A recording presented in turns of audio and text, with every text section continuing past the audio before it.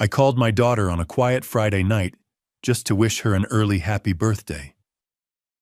I was about to hang up when I heard her laugh, light, careless. Then her husband's voice followed. That old fool signed it all. We're finally free. My hand froze around the phone. I didn't move. I didn't breathe. They thought the call had ended. They didn't realize I was still there listening as they celebrated the destruction of my life. And that tiny mistake would unravel everything they had planned. I appreciate you staying with me. Before we dive deeper, comment below and let me know where you're watching from. I love connecting with you all. Please note, this story includes dramatized elements for entertainment and learning purposes. Any resemblance to real individuals or places is purely coincidental, but the takeaway is meaningful. I'm 68 years old, and over the course of my life, I've constructed more things than I can count. Houses that still stand, bridges that carry traffic every day, a 40-year career built on calculations and concrete. I even believed I had built a strong family, but the most difficult structure I ever designed wasn't made of steel or timber. It was a trap for my own daughter. And it began with a phone call I should have ended. Friday evening, November 15th, 7:30 sharp. I tapped the FaceTime icon on my iPhone, still clumsy with the thing, after decades of preferring graph paper and a sharpened pencil. Emily had insisted on setting it up for me last Christmas. It's simple, Dad, she'd said, guiding my finger across the screen. Just press here. After 2 rings, her face appeared. 38 years old. My daughter. She had Margaret's warm brown eyes and my stubborn jaw. For a second, seeing her smile on that small screen made everything feel ordinary. Hey, Dad, happy early birthday to you too, she teased. Her birthday was that day. Mine wasn't for another month. Happy birthday, sweetheart, I said. How's it going? Busy, she laughed. Brad's cooking, and I'm pretty sure he's burning something. She glanced over her shoulder and grinned. Thanks for the flowers. Your mother always believed November birthdays deserved yellow roses, I replied. Then I added almost casually. Those estate planning papers you brought last week, I signed them. They're on my desk whenever you want to pick them up. Something shifted in her expression. Just for a heartbeat. Too quick to interpret. Perfect, she said smoothly. I'll grab them this weekend. No hurry, I answered. Just thought you should know. There was a loud clatter on her end. I've got to run, dinner's about to turn into charcoal. Love you, Dad. Love you too, honey. She reached toward her screen. I reached toward mine. I thought I hit the red button. Apparently I didn't. The image shrank, but the call didn't disconnect. I set the phone on the arm of Margaret's old recliner and stood to stretch my back. That's when I heard her voice again. But it wasn't meant for me. That old fool signed everything. The tone was light, almost playful, but it wasn't affectionate. We're golden, Emily continued. Next week we move him into Shady Pines, sell the house, and boom, $1.2 million in our pockets. Every muscle in my body locked. My hand gripped the chair so hard my knuckles blanched. Brad's voice followed. You're sure he didn't read the documents? Dad doesn't read anything, I hand him. She said with a laugh. He trusts me. Another laugh, clear, amused. The lawyer's ready. We file the guardianship petition Monday morning. By Monday afternoon, he'll be in the nursing home, and we'll be free. Your mom would be proud, Brad added smugly. Finally getting out from under that debt. Emily's voice lowered colder now. He built that house 30 years ago. Always said it would be mine someday. A pause. Looks like someday just arrived. I don't remember lowering myself back into the chair, but suddenly I was sitting in Margaret's seat, staring at nothing, the phone still transmitting their celebration. I should have burst into their house that night. I should have called and confronted them. But I'm an engineer. Engineers don't explode. We analyze. When the line finally went dead, I remained there listening to the house breathe. The faint creak of oak boards, the ticking of old pipes, the subtle groan of settling beams, sounds I'd known for decades. I had poured this foundation myself, wired every outlet, selected every fixture. Every nail and joint carried my fingerprints. This house wasn't an investment. It was evidence that I had done something right in this world. Something durable. Margaret and I raised Emily within these walls. I could still see her at 7 years old, tugging at my sleeve, demanding to know how suspension bridges stayed upright. At 12, clutching her blue ribbon for a science project on structural load distribution. At 20, standing in this living room in a white dress, radiant. "You look just like your mother," I'd whispered that day. Somewhere between that girl and the woman I'd just overheard, something had fractured. I scanned the room. Margaret's recliner. Our 1984 wedding photo on the mantel. The framed blueprints of this house hanging on the wall, the ones I'd labored over until 3 in the morning to make every angle perfect. I taught her to read blueprints, I muttered into the silence. Now she's drafting plans to lock me away. 72 hours. That was the timeline. Monday morning, she would file the guardianship petition. By Monday afternoon, if she succeeded, I'd be inside Shady Pines with no control over my house, my money, or my life. I picked up my phone and scrolled to a name saved for 4 decades. Frank Miller. Retired detective. Friend since 1985 when we'd worked together on a construction fraud investigation. He'd been law enforcement. I'd been the engineer, proving structural negligence. I almost pressed call. Then I stopped. My mind had already shifted into assessment mode. I began running calculations, identifying structural weaknesses, not in steel beams, but in a plan designed against me. Emily had miscalculated. She assumed I was fragile, complacent, that I would sign papers blindly and shuffle quietly wherever she directed. She forgot who she was dealing with. I've spent 50 years evaluating stress loads, anticipating failure points, reinforcing structures before they collapse. And when collapse is unavoidable, orchestrating demolition, so it falls exactly where intended. My hands may tremble more than they once did. My mind does not. It is still sharp enough to detect faulty design, sharp enough to trace every flaw in her scheme. I walked to my study and retrieved the folder of documents I had signed without reading. Page after page of legal language I had trusted solely because my daughter placed it in front of me. Durable power of attorney. Advanced health care directive. I should have examined every clause. But you're supposed to trust your child. I laid the documents down carefully. 72 hours remained. 72 hours to construct something she would never anticipate. I am a civil engineer. We do not panic under pressure. We assess the load. We calculate risk. We design solutions. And in those next 72 hours, I would build the most important structure of my life, a trap precise enough to expose every miscalculation she made. Because she overlooked one essential truth. Never underestimate the man who taught you how to read blueprints. He can read yours too. For the first 60 minutes after the call ended, I didn't move from Margaret's chair. I just sat there, phone still in my hand, staring at the dark screen as if it might contradict what I'd heard. At some point, I realized the audio had been saved. Apparently, if a FaceTime call doesn't disconnect properly, the system stores it something about registering it like a voicemail. I had never known that. I'd never needed to, until that night. I pressed play. Emily's voice filled the room again, clear, cheerful, cruel. The old fool signed everything. I stopped it halfway through, waited, then started it again from the beginning. 3 times I listened. 3 times I hoped there would be some alternate explanation buried between the words. Some context I'd missed. A joke taken out of proportion. Anything. There wasn't. By the 3rd replay, I wasn't hoping anymore. I was evaluating estate planning documents. That was what she'd called them when she showed up the previous Tuesday around lunchtime. She'd come in carrying a folder and wearing that bright, confident smile, the one she used to wear when she brought home straight A's from school. Just routine stuff, Dad, she'd said lightly. Power of attorney, healthcare directive, in case something ever happens. I understood now. She had been arranging the something herself. I pushed myself up from the chair and walked into my study.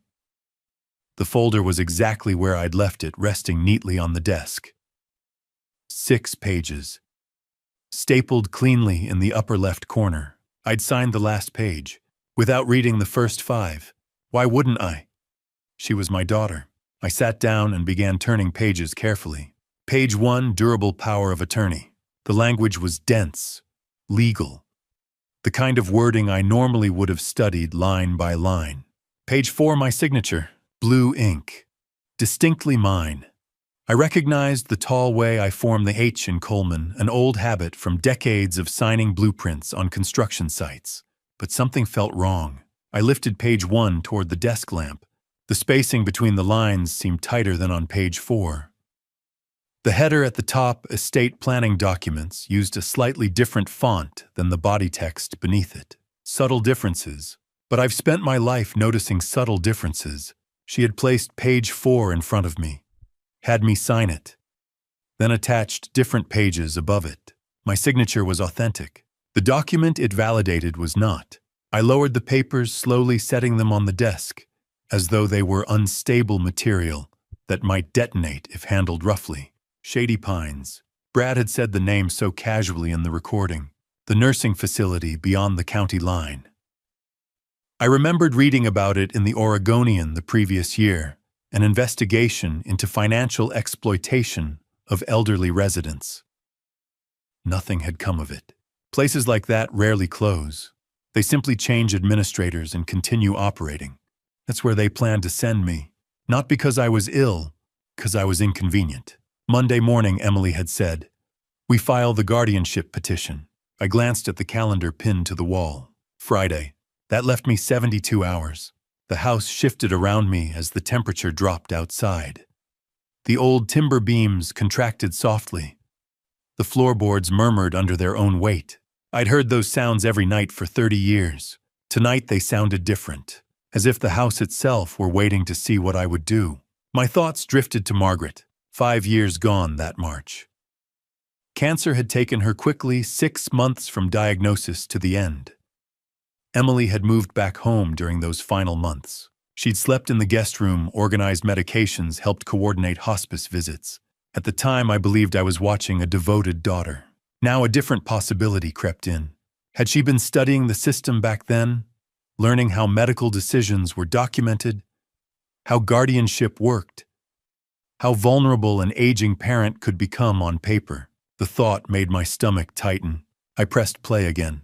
1.2 million in our pockets. Emily's voice carried excitement, anticipation. Finally getting out from under that debt, Brad replied. There it was. Debt. No misinterpretation. No misunderstanding. Just motive. I leaned back in the chair and closed my eyes. There were only 3 viable paths forward. First option, confront them immediately. Drive over to their house in the morning. Play the recording. Demand they abandon the plan. Problem, they would know I knew. They would adapt. Speed up the filing. Request emergency guardianship. Claim I was unstable or paranoid.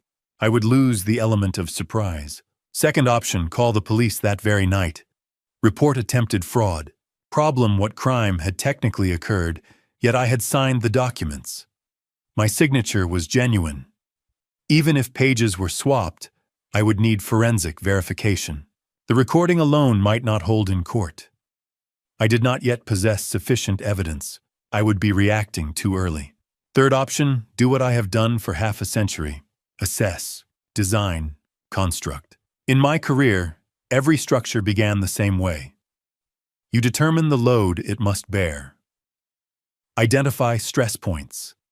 Select materials strong enough to withstand pressure. Reinforce where necessary.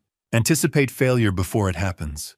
This situation required the same methodology, except the structure I would build would not consist of concrete or steel.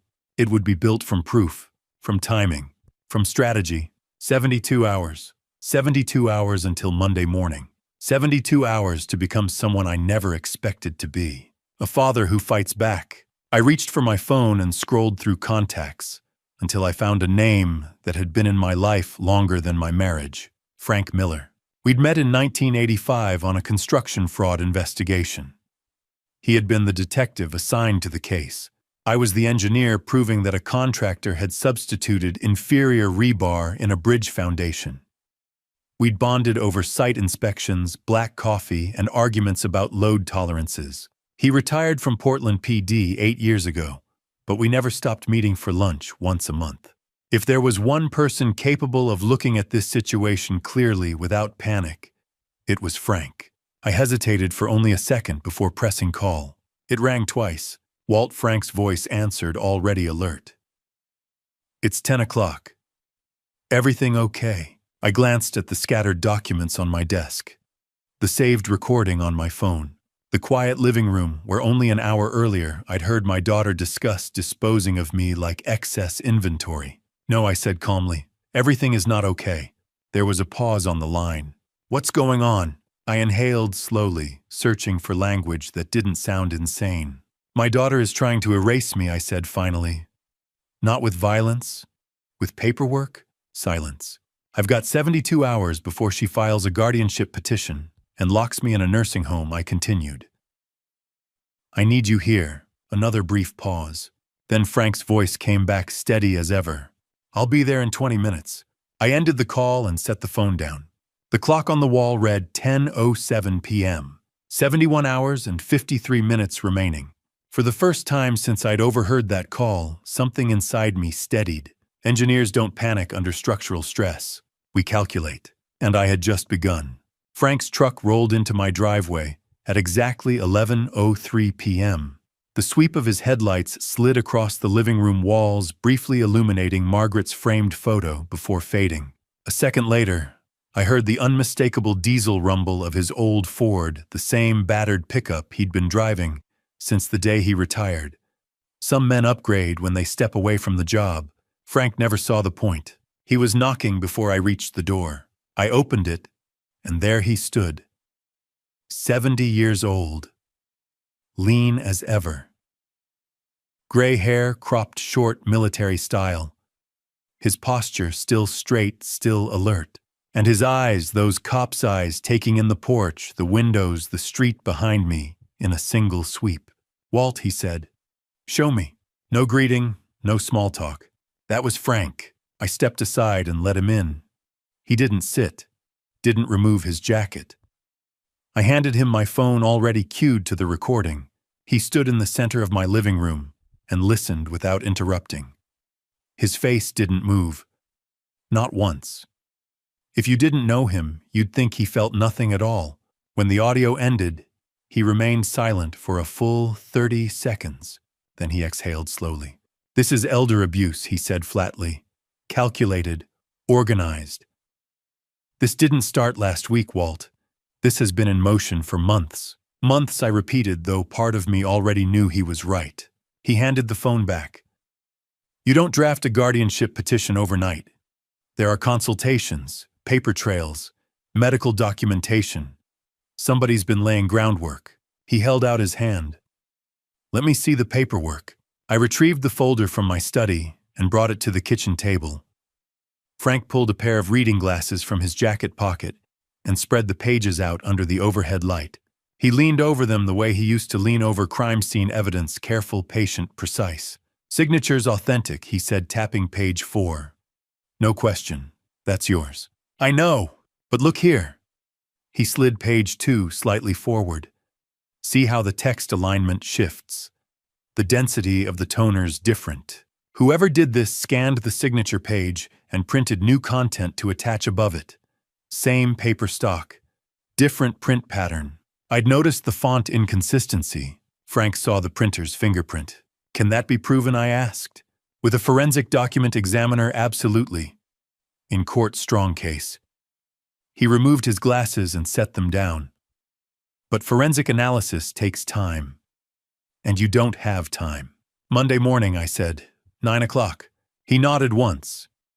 "If a judge signs off that afternoon, you lose everything. Financial control, medical authority, property rights. You become legally dependent overnight." He pulled out a chair and sat down.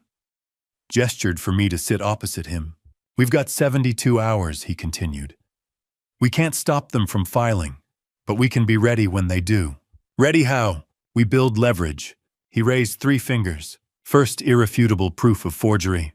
One we're already working on, I said. Second motive. Judges look at intent. Why now? Why the urgency? If they're desperate financially, that matters. Brad works in real estate, I said slowly. Could be cash flow issues. I'll start digging in the morning, Frank replied. County records, civil filings, business licenses, credit history. If he's underwater, it'll surface. And third, I asked. An insider, Frank said plainly. Somebody close enough to hear what they're planning next. The answer came to me instantly. Noah. Frank's eyes sharpened. Emily's son. My grandson, I said. 16. Good head on his shoulders. Wants to go into engineering. He's here most weekends. We work on projects together. Frank leaned back in his chair.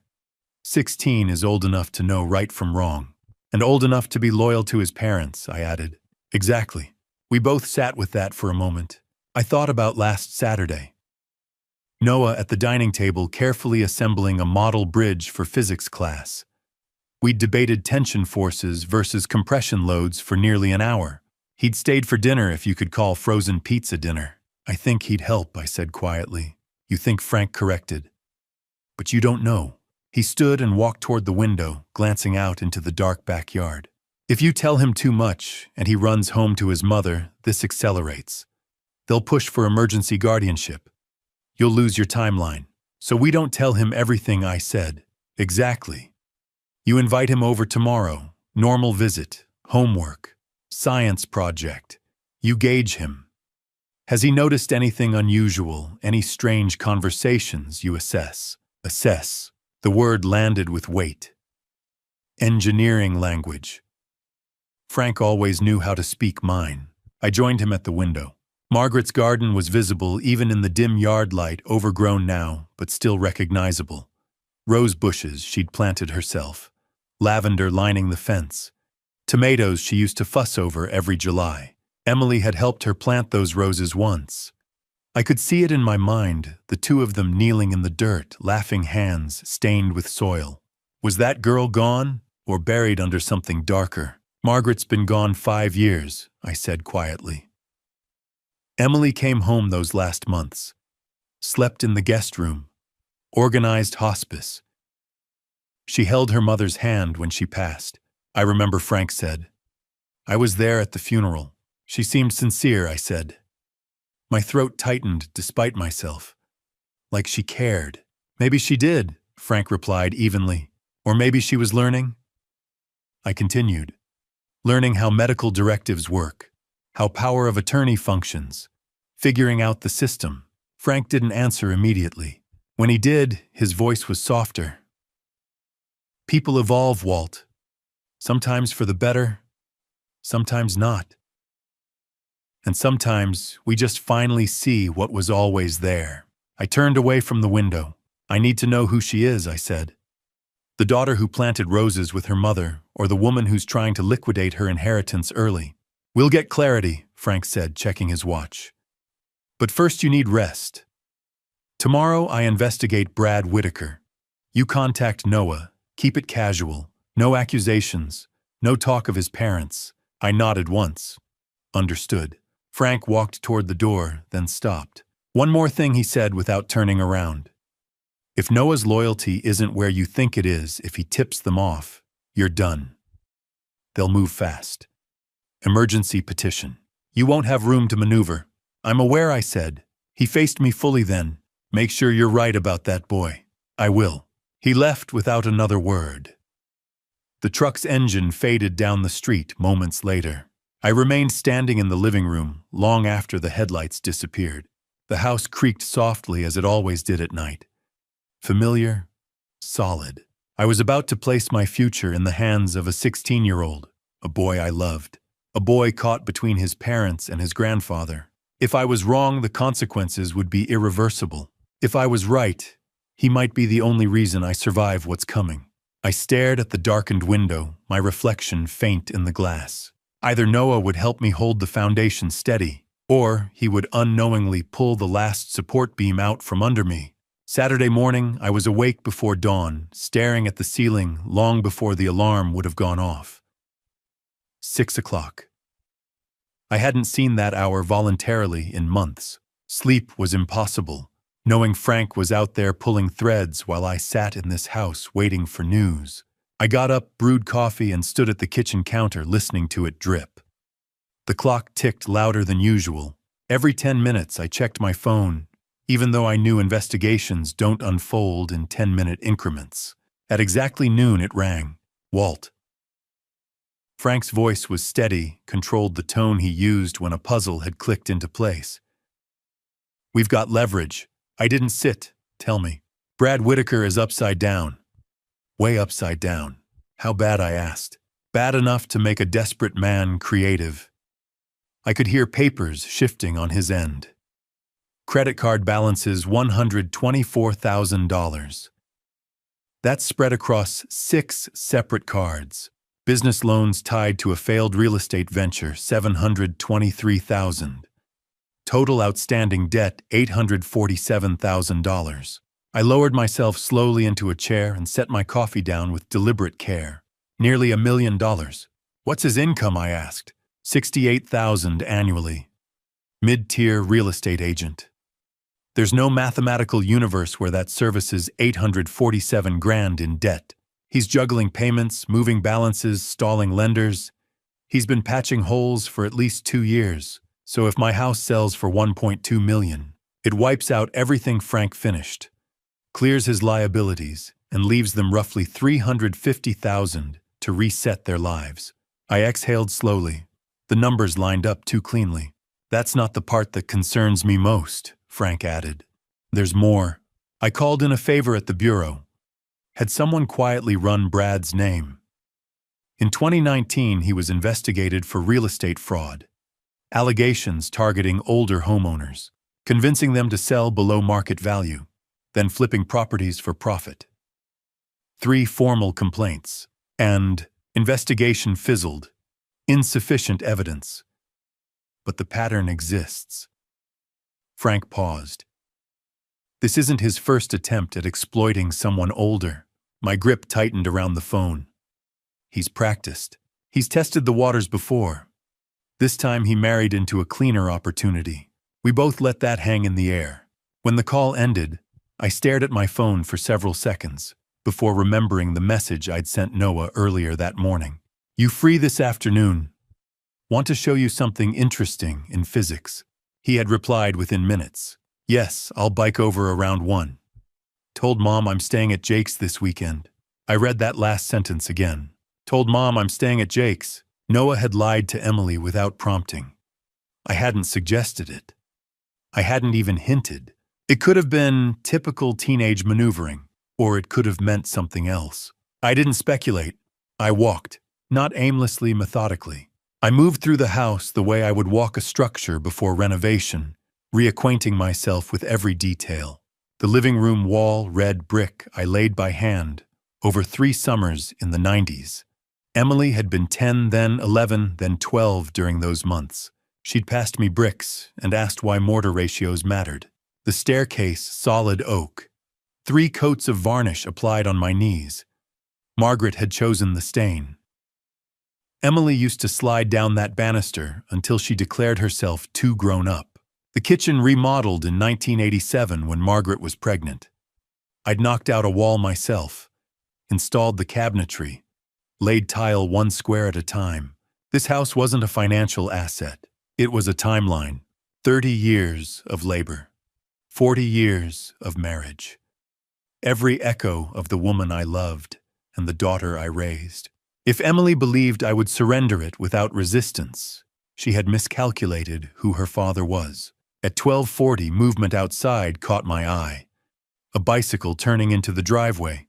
Noah. I opened the door before he reached it. Hey, Grandpa. He grinned, open, uncomplicated. 16. All long limbs and unfinished angles. Band t-shirt. Jeans worn at the knees by design. Glasses similar to the ones I wore at his age. He carried my younger face. Good timing, I said. Come in. He leaned his bike against the porch railing and stepped inside, dropping his backpack by the door. So what's the physics challenge? He asked eagerly. Something with torque. I almost smiled. Actually, I said, gesturing toward the couch, I need to talk to you first. Something in my tone shifted the air. His expression changed instantly. Teenagers may act careless, but they sense gravity when it enters a room.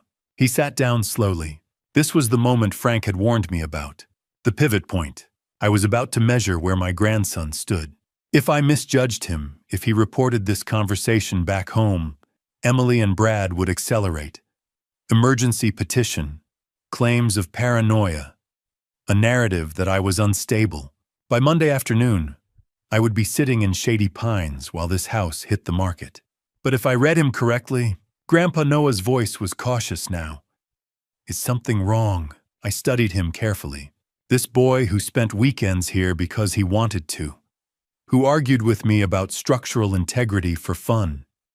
Who had chosen this morning to tell his mother he was somewhere else. I need to ask you something important, I said evenly. And I need honesty. Even if it's uncomfortable. He nodded once. Have you noticed anything unusual at home lately? I asked. Your parents acting different. Having conversations they stop when you walk in. Talking about plans you don't fully understand. The reaction was immediate. Not exaggerated, not confused. Recognition. His posture stiffened. His jaw tightened slightly. Noah wasn't guessing. He knew, and in that instant, I understood that whatever I said next would determine whether I gained an ally, or confirmed that I was truly alone. I thought the hard part would be hearing my daughter plot against me. Turns out the hard part is sitting across from my 16-year-old grandson, wondering if I'm about to ruin his life by telling him the truth. Grandpa, can I ask you something about physics?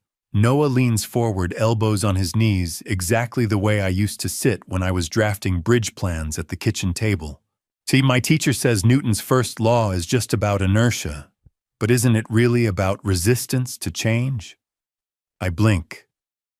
For a moment, I forget about the forged documents, the nursing home, the 72-hour countdown. This is what I miss most about Margaret. She used to say I came alive when someone asked me to explain how the world worked. You're smarter than your teacher, I tell him.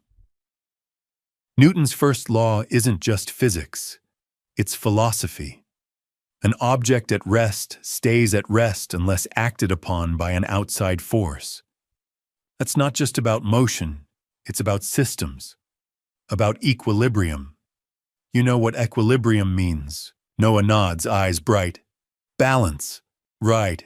And you know what breaks equilibrium. Force. External force, I correct. Something from outside the system, like... I pause, choosing my words carefully. Like when someone tries to move you out of your own house, Noah's face changes. The brightness fades. He glances at the front door, then back at me. We talk for 30 minutes. I walk him through all three laws: inertia, acceleration, action, and reaction. He asks good questions. He reminds me of myself at that age, hungry for answers, impatient with vague explanations. When we finish, I pour him a glass of water and sit back down. So, I say, keeping my voice light. How's school? How's your mom? Noah takes a long drink, sets the glass down, carefully centering it on the coaster. She's been asking me weird questions. What kind of questions? About you. He won't meet my eyes. Like, do you forget things a lot? Do you repeat yourself? Do you ever get confused about what day it is? My chest tightens, but I keep my face neutral. And what do you tell her? I told her no, because it's true. You don't forget anything. He looks up now, frustrated. But she keeps asking, and last week she told me I should start writing things down.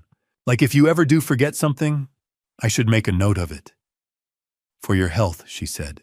I nod slowly. Did she say why? She said it's normal for people your age, that we need to keep track just in case. Noah's hands twist together. But Grandpa, you're not sick. You remember everything. You remember the exact date you poured the foundation for this house. You remember Mom's middle school teachers. You even remember the name of that dog we had when I was 5. Biscuit, I say quietly. Yeah, Biscuit. Noah's voice cracks a little. So why is she acting like you're losing your mind? I stand up, walk to the shelf where I keep my old tape recorder, the one I used for site inspections back in the 80s. I've transferred the audio from my phone to this device, old school, harder to trace. I press play. Emily's voice fills the room. Cold, calculated. The guardianship petition goes in Monday morning. Once the judge sees the medical records, it's done. We move him to Shady Pines, sell the house, clear the debt. 48 hours, Brad. 48 hours, and we're free. I watch Noah's face go pale. He stares at the recorder like it's a weapon. That's Mom. I know. She's talking about putting you in a home, selling this house. I know. Noah stands up so fast his chair scrapes backward. That's insane. You don't need a nursing home. You don't need a guardian. This is... He stops, breathing hard. This is fraud. This is lying. Yeah, I say. It is. He turns to me and I see at the exact moment the pieces click together in his head. The questions. The notebook. She wanted me to lie about you. She wanted me to make up stories about you being confused. Fabricated evidence, I confirm. If I ever end up in court, she'll pull out that notebook. She'll put you on the stand and ask you to testify that I'm mentally incompetent. Noah's hands ball into fists. I won't do it. I know you won't. I walk over, put a hand on his shoulder. But I need more than that, Noah. I need your help. He looks at me wary now. What kind of help? I reach into my pocket and pull out an old flip phone, the kind nobody uses anymore. The kind that doesn't connect to the family plan, doesn't show up on anyone's account. I bought it this morning with cash. I need you to be my eyes and ears, I say. Your parents talk when you're around. They think you're just a kid, so they don't watch what they say. I need you to record those conversations. I need you to send them to me. Noah takes the phone, turns it over in his hands. You want me to spy on my own parents. I want you to help me protect myself. I keep my voice steady even though my heart is hammering. Noah, I built this house with my own hands. I raised your mother in this house. I took care of your grandmother in this house until the day she passed. This isn't just property, it's my life. And they're trying to take it. Not because I'm sick, not because I need help, because they're in debt and they see me as a solution. He's quiet for a long time. Then, what if they find the phone? I hide it. Keep it off unless you're recording. Send the files to this email address. I hand him a slip of paper. Delete them right after. Don't text me, don't call, just the recordings. What if I get caught? But you won't, I lie. And if you do, I'll take the blame. I'll say I forced you. He looks at me, and I see fear in his eyes, but I also see something else. Determination. The same stubborn set to his jaw that Margaret used to have when she decided something was worth fighting for. Okay, he says, I'll do it. At 4 o'clock, Noah gets on his bike and rides home. I watch him disappear down the street, and for the first time in 2 days, I feel something close to hope and something close to shame. I've just turned my grandson into a spy. I've asked a 16-year-old to lie to his parents to sneak around to risk his safety for my sake. Margaret would have hated this. She always said families should protect each other, not manipulate each other. But then again, Margaret never had to fight her own daughter. At 4:15, my phone rings. Frank, I've found what you need, he says. Come to my house tonight, 7 o'clock. And Richard, bring a strong stomach. What I dug up on Brad is worse than we thought. I hang up and stare at the recorder still sitting on the coffee table. Newton's third law: for every action, there's an equal and opposite reaction. Emily pushed. Now I'm pushing back. Frank's house always smells the same: stale coffee, warm electronics. and that faint chemical scent of printer ink. When I step inside at exactly 7, he's already set up at the dining table.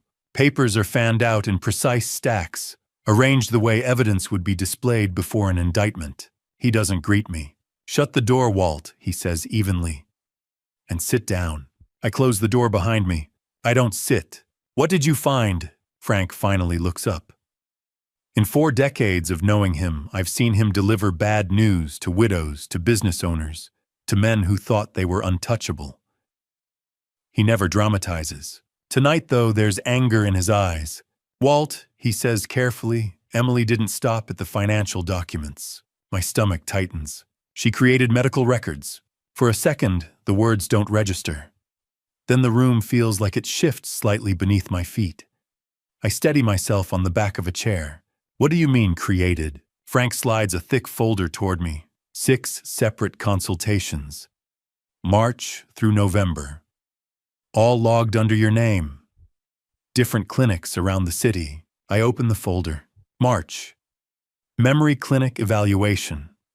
Notes indicate confusion, short-term memory issues. May neurology consult. Mentions disorientation and difficulty tracking time. July. Psychiatry assessment. Early cognitive decline suspected. September. Follow-up. Worsening symptoms. October. Increased concern. Recommendation for monitoring. November 2 weeks ago. Dr. Patricia Brennan advises immediate placement in assisted living. My hands tremble as I read through each page. "I've never stepped foot in these offices," I say quietly. "I know you haven't." Frank leans forward. "She used the forged power of attorney. Contacted the clinics herself. Told them you were too confused to attend in person. Arranged phone consultations. They documented based on what she reported. They never examined me. No in-person evaluation. They took her statements as caregiver observations.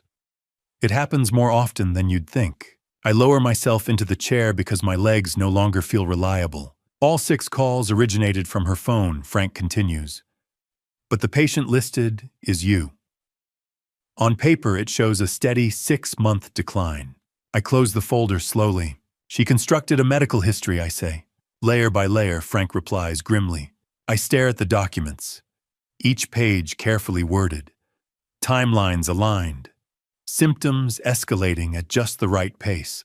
She didn't rush. She designed it. "I need to go home," I say. Frank doesn't argue.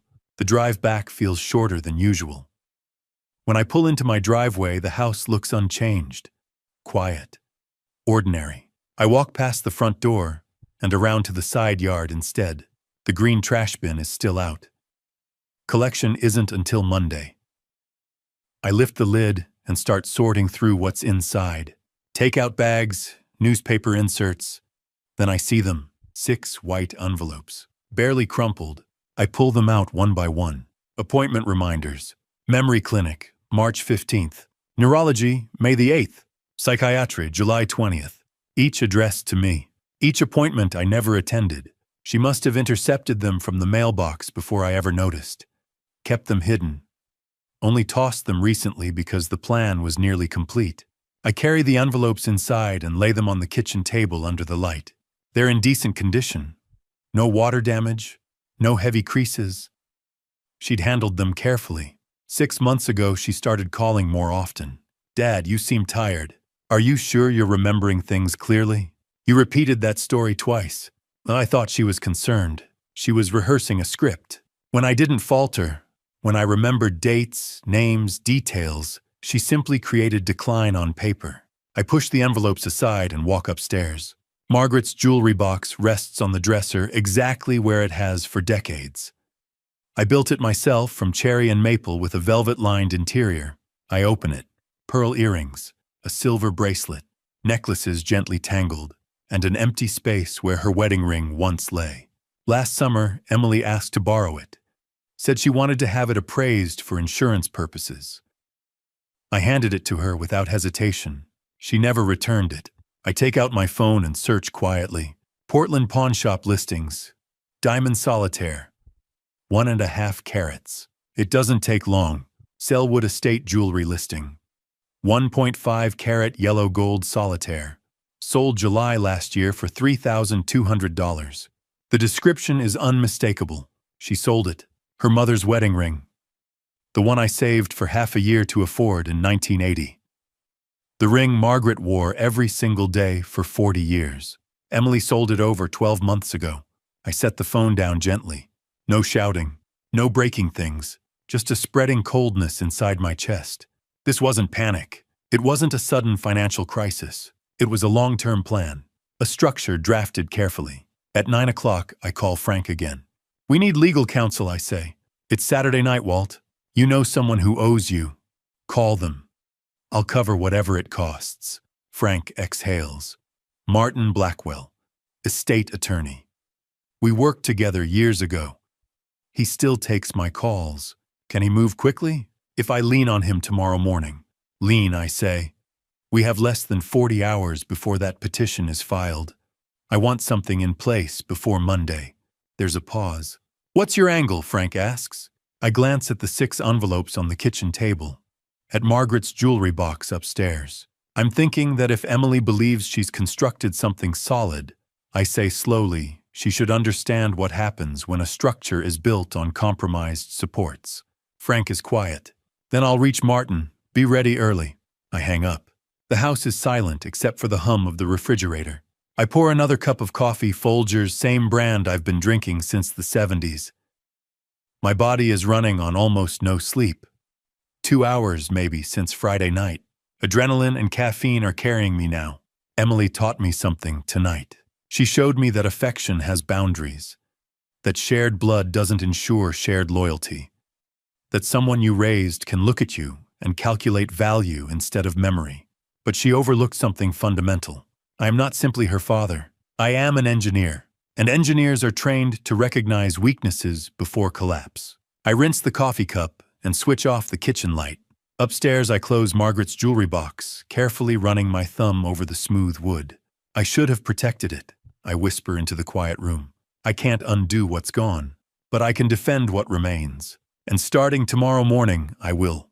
For the next 30 minutes, I sit at the kitchen table and sort through everything Frank brought me. I arrange the forged medical reports beside the appointment reminder cards I pulled from the trash. I line up the fraudulent power of attorney behind them. March, May, July, September, October, November. Chronological order? It feels less like paperwork and more like a structural diagram, an inspection laid out beam by beam. If you step back far enough, you can see the architecture of the lie. The escalation, the precision, the deliberate pacing. By 9:45 p.m., I have everything organized into neat stacks. The doorbell rings. I don't jump. I don't need to. I know who it is. The man standing on my porch looks like he belongs in a courtroom, even on a Saturday night. Early 60s. Silver hair, pressed vest and tie. He carries a leather briefcase that's seen decades of negotiations. Mr. Coleman, he says, extending his hand. Martin Blackwell. Frank mentioned you might need immediate assistance. He said you owed him, I reply. A faint smile crosses his face. He's correct. I step aside and let him in. 30 seconds later, Frank's truck pulls up again, and he joins us at the kitchen table. Martin doesn't waste time on pleasantries. He opens his briefcase, removes a yellow legal pad, and studies me carefully before speaking. Frank forwarded your documents earlier, he says. What your daughter has orchestrated qualifies as systematic elder exploitation. Forged authority, fabricated medical decline, intent to obtain financial control. He pauses. The difficulty is timing. If she files that guardianship petition Monday morning and convinces a judge, she gains immediate legal control over your property and accounts, including this residence. So we neutralize that, I say. Martin taps his pen thoughtfully. We remove the property from your name entirely. He rotates the legal pad toward me. A rectangular box is sketched in the center.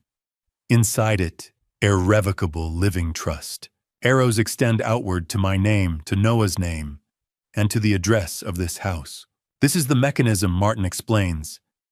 You transfer title of the house into an irrevocable trust. I serve as trustee administrative authority. Noah becomes beneficiary, the eventual inheritor. The house is no longer legally yours. You retain residency, of course. Nothing changes operationally. But on record, your daughter cannot access, sell, or leverage it. I study the diagram, and if she tries to challenge it, she can file objections, Martin says. But irrevocable trusts are intentionally difficult to unwind. Once executed, even you cannot reverse it. That's the cost of protection. Frank leans forward. Walt, you understand what that means? You're placing the asset beyond your own reach. Permanently. I look at Noah's name on the page, a 16-year-old boy. Smart, loyal, but still a boy. If he chose to align with his parents one day, I would have no recourse. But I remember his reaction earlier. The shock, the anger, the refusal to lie. Noah won't turn, I say quietly. You're certain, Frank presses. I've trusted concrete and steel for 40 years, I reply. Tonight I'm trusting character. Martin studies me for a long moment, then nods. Very well. He retrieves a laptop and a compact printer from his briefcase. I'll draft the trust immediately. Oregon allows electronic filing around the clock. If we execute this tonight, it will be recorded before dawn. How much, I ask? He gives a restrained smile. Frank and I settled something years ago. Consider this repayment. For the next hour, the kitchen fills with the sound of keys clicking and printer rollers advancing page after page. Martin walks us through each section as it's completed. Grantor definitions, trustee, authority, beneficiary, designation, property, description, successor provisions. The language is dense, legal, layered with contingencies. But the essence is simple. I am relinquishing ownership to prevent theft. At precisely 11 o'clock, Martin slides the finalized document toward me. Sign here, and here, and here. Irrevocable living trust executed. November 16th, 2024. I pick up the pen. My hand does not tremble. I sign 3 times. Martin witnesses the signatures, scans the pages, and types rapidly. Filed, he says after a moment. The trust will register overnight. By morning, this property is legally held by the trust. And Monday I ask, if Emily files, she'll discover the asset she intended to control is no longer yours. She will not be pleased. Frank rises from his chair, stretching his back. Anger causes errors, he says.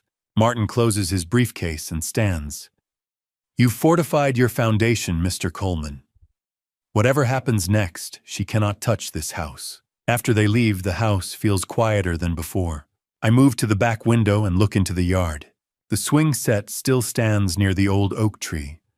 Weathered, chains rusted, but intact. I built it when Emily was 5. I can still hear her laughter. Higher, Daddy, higher. Back then I pushed her upward. Now she's applying force in the opposite direction. I turn away and head upstairs.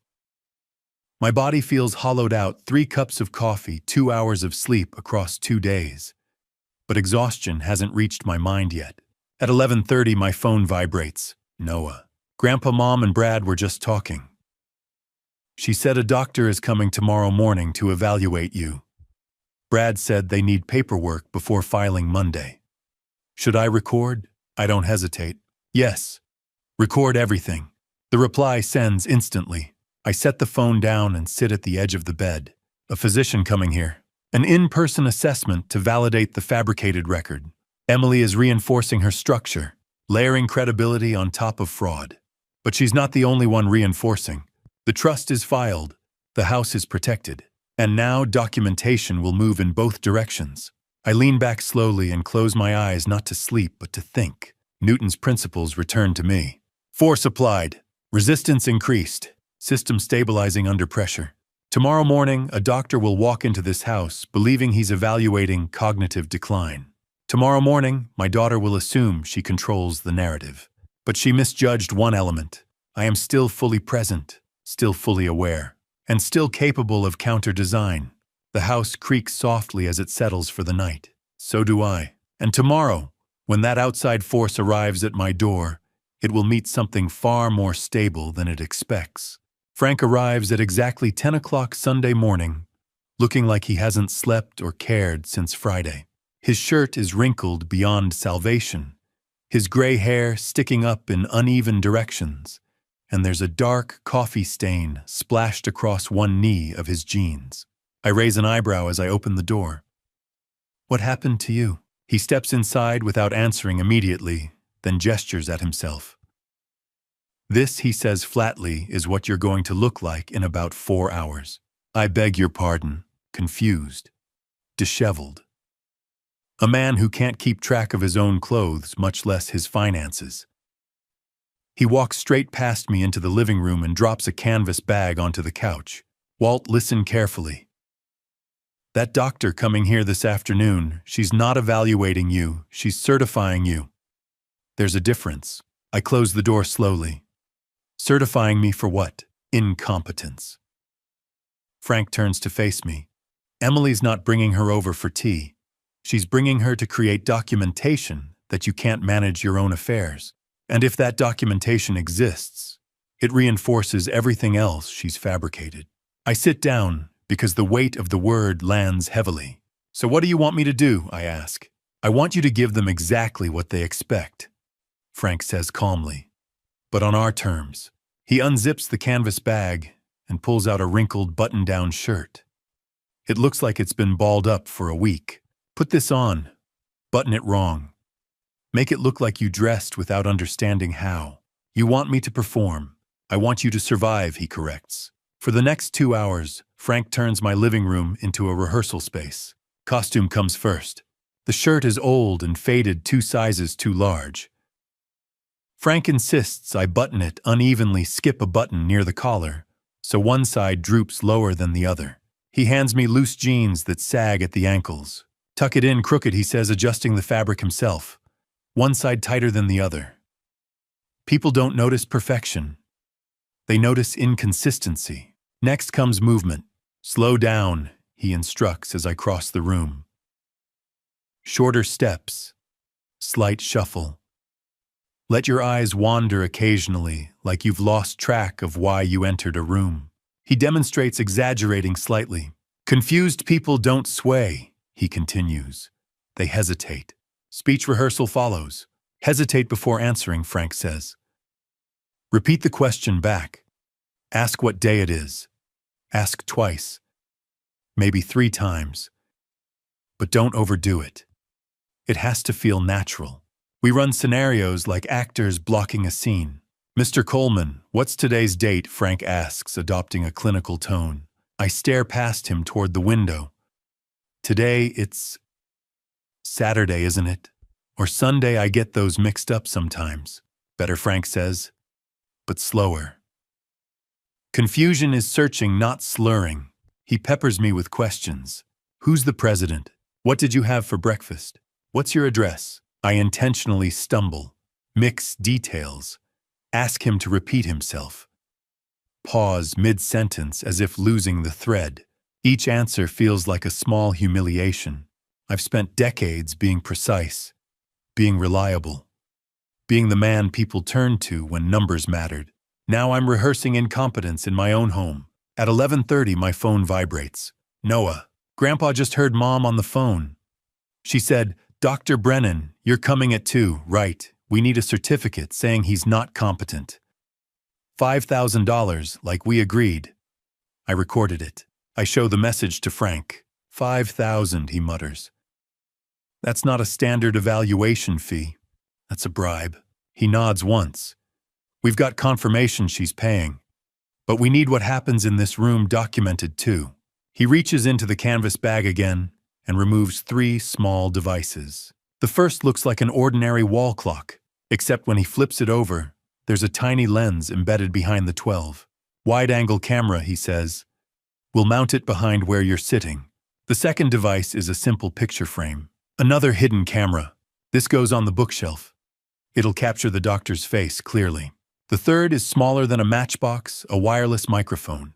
"Clip this inside your shirt pocket," he instructs. It'll record everything within 15 feet. For 20 minutes, Frank moves around the room with methodical efficiency. He adjusts angles, tests lighting, checks audio levels on his phone. I watch the live feed, 2 camera views of my living room, crisp and clear. Rule number 1, Frank says when he's done. Stay in character. Even if she says something that makes you furious, you don't break. I nod. At 1 o'clock, I go upstairs to change. I stand in the bathroom staring at the wrinkled shirt hanging from my shoulders. One side tucked too deep, the other sagging. My reflection looks tired. Not incompetent, just tired. I've built bridges that span rivers, designed retaining walls that have outlasted storms, mentored younger engineers who now run their own firms. And here I am, deliberately misbuttoning my shirt to avoid losing everything. Is this what defense looks like at 68? I close my eyes and hear Emily's voice from the recording. 48 hours and we're free. No. This isn't surrender.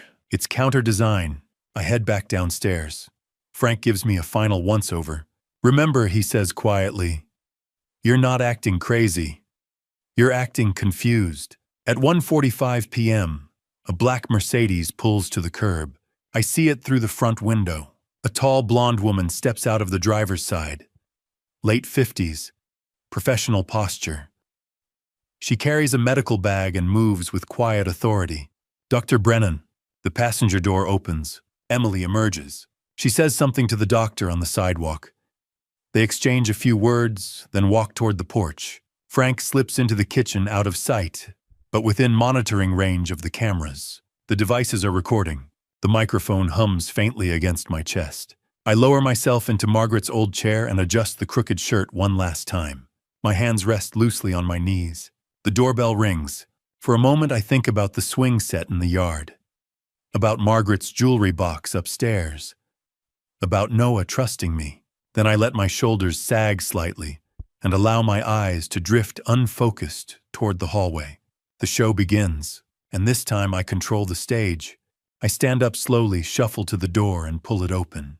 Dr. Patricia Brennan is shorter than I expected, maybe 5'6", with dyed blonde hair pulled into a tight bun. She's wearing a navy blazer over a white blouse, carrying a leather medical bag that looks expensive.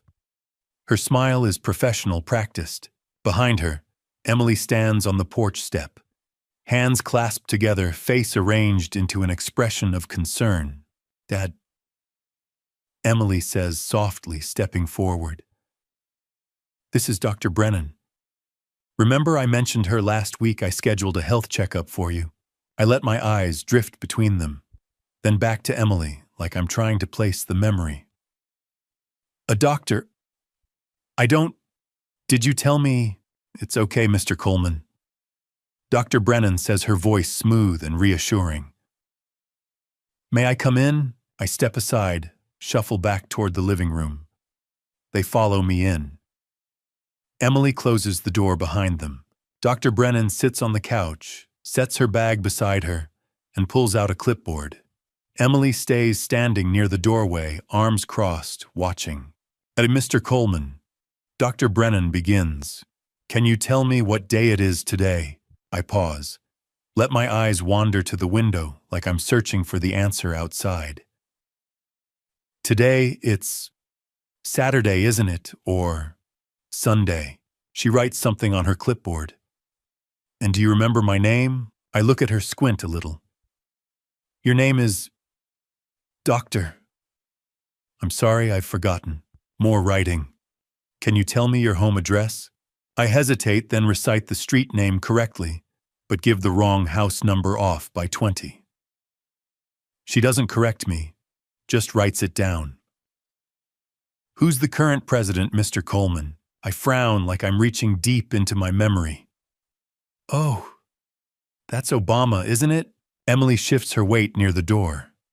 I see her glance at Dr. Brennan, some unspoken signal passing between them. And how are you managing daily tasks? Dr. Brennan asks. Eating, bathing, that sort of thing. I shrug, let my voice trail off. Sometimes I forget to eat breakfast, or I can't remember if I already ate. Dr. Brennan nods sympathetically and makes another note. Emily steps forward now, her voice thick with false worry. Doctor, he's getting worse every week. Last week he left the gas stove on all night. I came over the next morning, and the whole house smelled like gas. I'm terrified something's going to happen. I keep my face blank, but inside I'm cataloging the lie. I don't have a gas stove. I installed an electric range in 1987 and haven't touched it since. Dr. Brennan looks up at Emily, then back at me. Mr. Coleman, do you remember leaving the stove on? I shake my head slowly. I don't think so. Maybe. He doesn't remember, Emily says, her voice breaking a little. That's what scares me. Dr. Brennan closes her clipboard and stands. Mr. Coleman, I'd like to step outside with your daughter for just a moment. Will you be all right here? I nod, settle back into the chair like an old man content to wait. They walk out onto the front porch. The door doesn't close all the way, there's a 2-inch gap. I can't see them, but I know the cameras are still recording. And the wireless mic Frank clipped near the doorframe is close enough to pick up voices. I sit very still and listen. Emily's voice quieter now, but still audible. Doctor, can you write a certificate saying he needs assisted living? Something I can submit with the guardianship petition of Quotamo. Dr. Brennan's reply is cautious. I'd need to do a more thorough evaluation. These things take time. We agreed on $5,000. Emily's tone sharpens. Here's $2,500 up front. There's a pause. I hear the faint crinkle of an envelope being opened. Then Dr. Brennan's voice lower, smoother. Oh, well, in that case, I can certainly expedite the paperwork. I'll have a report written by this afternoon. Thank you, Emily says. I knew I could count on you. Footsteps. The door swings open. Dr. Brennan steps back inside, her professional smile firmly in place. Mr. Coleman, she says, based on what I've observed today, I'm recommending that you be placed in an assisted living facility. You need 24-hour care. It's for your own safety. I let my face crumple a little like I'm trying to process the words, but can't quite grasp them. Assisted living. What's that? It's a place where people can help you. Dad, Emily says, moving to my side, resting a hand on my shoulder. A safe place. Dr. Brennan packs up her clipboard and extends a hand. Take care, Mr. Coleman. I shake her hand weakly. She leaves. Emily stays. She crouches down in front of my chair, takes both my hands in hers. Her eyes are wet, actual tears, or a damn good imitation. Dad, she whispers. I'm so worried about you. I love you. You know that, right? I look at her, let my voice waver. You're a good daughter. She squeezes my hand, stands, and walks to the door. I'll call you tonight, okay? I nod. The door closes.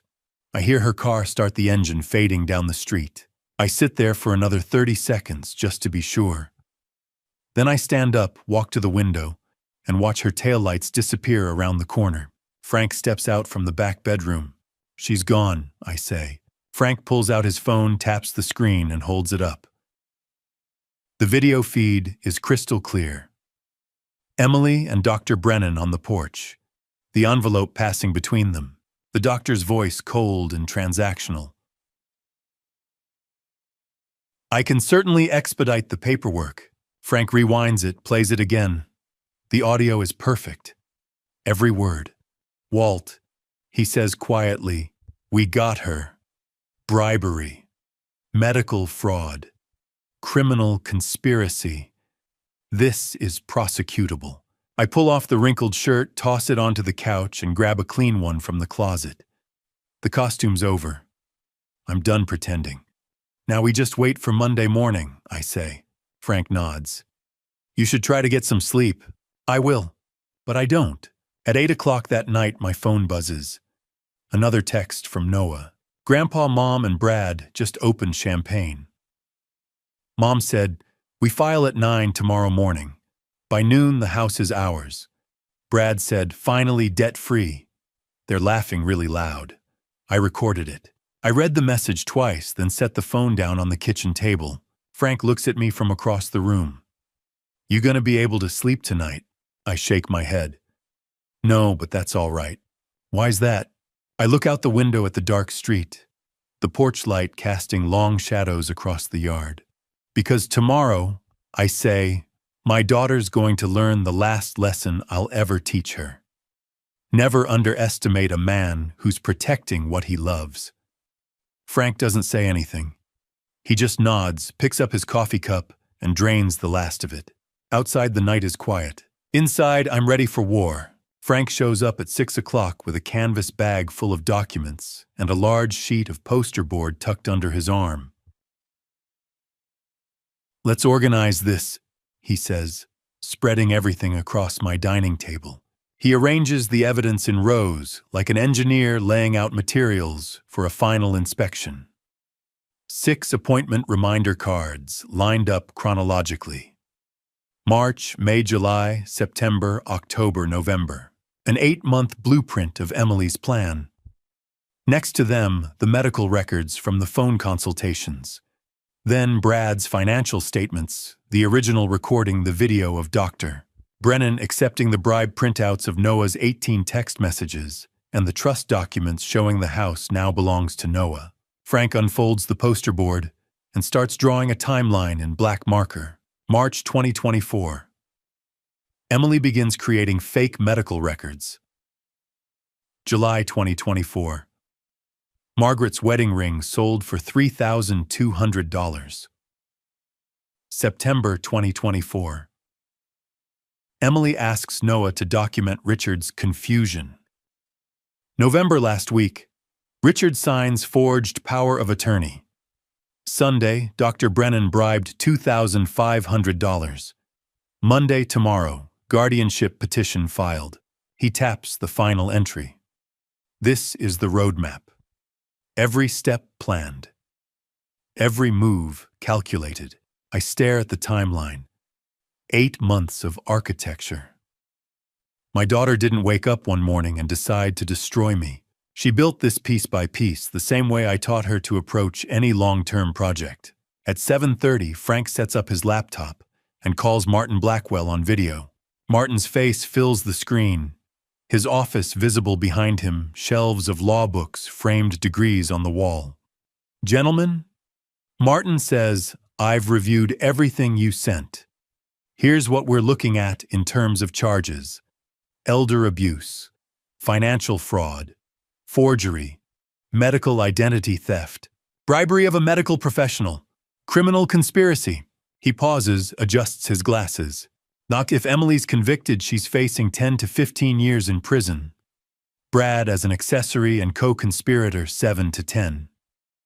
Dr. Brennan will lose her medical license and serve at least 5 years. The numbers hang in the air. Frank leans back in his chair. And the evidence is solid. On airtight, Martin says. Between the recordings, the financial trail, and the video of the bribe, this is prosecutable on every count. He looks directly at me through the screen. Mr. Coleman, you've built a case that would make a district attorney weep with joy. I nod, but I don't feel victorious. I just feel tired. Martin ends the call. Frank closes the laptop and looks at me. Walt, he says quietly, you can still walk away from this. Take all of this to the police right now. Let them arrest Emily and Brad tomorrow morning.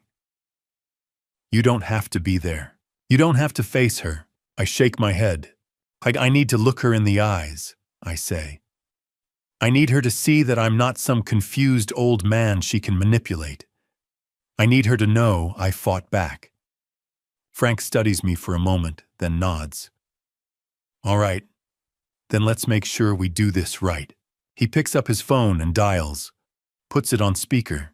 A woman's voice answers. Frank Miller. It's been a while. Hello, Sarah, Frank says. I need a favor. Detective Sarah Patterson, Portland, PD Elder Abuse Division. Frank worked with her 15 years ago on a contractor fraud case. She's sharp, methodical, and she doesn't play games. Frank explains the situation, gives her the broad strokes, the evidence we have the plan for tomorrow. Sarah says slowly. You're sure about this if we move too early, or if the evidence isn't as solid as you think they'll walk? I'm sure, Frank says. Tomorrow morning 9:30, come to this address. We'll have everyone in one room, Emily, Brad, the evidence, and Mr. Coleman. You can take it from there. There's a long pause. Then, I'll be there. And Frank, this better be as good as you say it is. It is. He hangs up. At 8 o'clock, my phone buzzes. Noah's text, Grandpa, Mom, and Brad just opened champagne. Mom said, we file at 9 tomorrow morning. By noon, the house is ours. Brad said, finally debt-free. They're laughing really loud. I recorded it. I show the text to Frank. He reads it, sets the phone down, and shakes his head. They think they've already won, he says. Or let them think that, I reply. After Frank leaves, I sit alone at the dining table, surrounded by the evidence.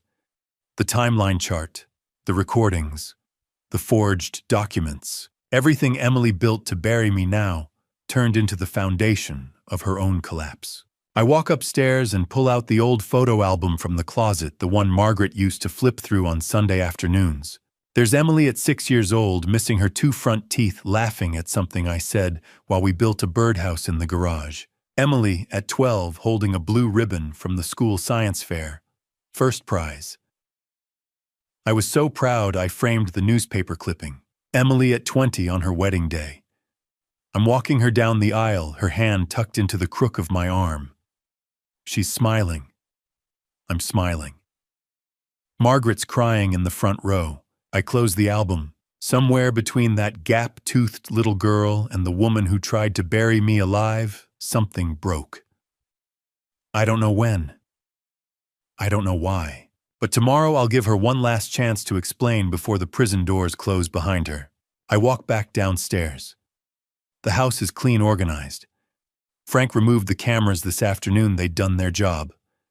I've laid out a suit for tomorrow, the first time I've worn one in 6 months. I want to look like myself. Not a confused old man. Not a victim. Just Richard Coleman, engineer, father, fighter. At 10 o'clock, I lie down on the bed, the same bed Margaret and I shared for 35 years. The room still smells faintly like her lavender lotion even after all this time. I whisper into the dark. Margaret, if you're watching this, what would you say? I can almost hear her voice, soft, steady. Do the right thing, Walt. Protect Noah. And let Emily know love doesn't mean weakness. I nod to the empty room. Tomorrow it all ends. I wake at 6 in the morning after 3 hours of sleep that felt more like falling than resting. I make coffee Folgers, same as always, and stand at the kitchen window watching the sun rise over Portland. November fog rolls through the streets in soft gray waves, the kind of morning that makes the city look like a watercolor painting. Beautiful and cold. 30 years ago, I stood at this exact window and watched a crew pour the foundation for this house. Margaret was pregnant with Emily then. I remember thinking, this is what I'm building for. A family, a future, something solid. I take a sip of coffee. It burns going down. At 7:15, my phone buzzes. A text from Noah. Grandpa, Mom told me to stay home from school today. She said, we're going to have good news soon. I told her I wanted to come see you first. She said, okay, that my friend Jake can pick me up from your house and take me to school after. I'm biking over now. Are you ready? I text back, I'm ready. Are you? 3 dots. Then yes. I love you, Grandpa. I stare at the screen. Noah hasn't said those words to me since he was 12 years old. 4 years of silence. And now on the morning, everything falls apart. He says it. I set the phone down before I start shaking too hard to hold it. At 7:45, there's a knock at the door. I open it, and there's Noah wearing his school uniform, khaki pants, white polo backpack slung over one shoulder. He looks so young, too young to be tangled up in this. You okay? I ask. He shakes his head. No. But I know this is the right thing to do. I pull him into a hug. He's taller than he was a year ago, almost my height now. I can feel him trembling. Whatever happens today, I say quietly, you remember this, none of this is your fault. You didn't cause it. You didn't ask for it. And you're the hero in this story, not the villain. Noah nods against my shoulder. When he pulls back, his eyes are red, but he's not crying. Where do you want me? He asks. Living room. Just sit. I'll handle the rest. At 8:15, Frank arrives. He's not alone.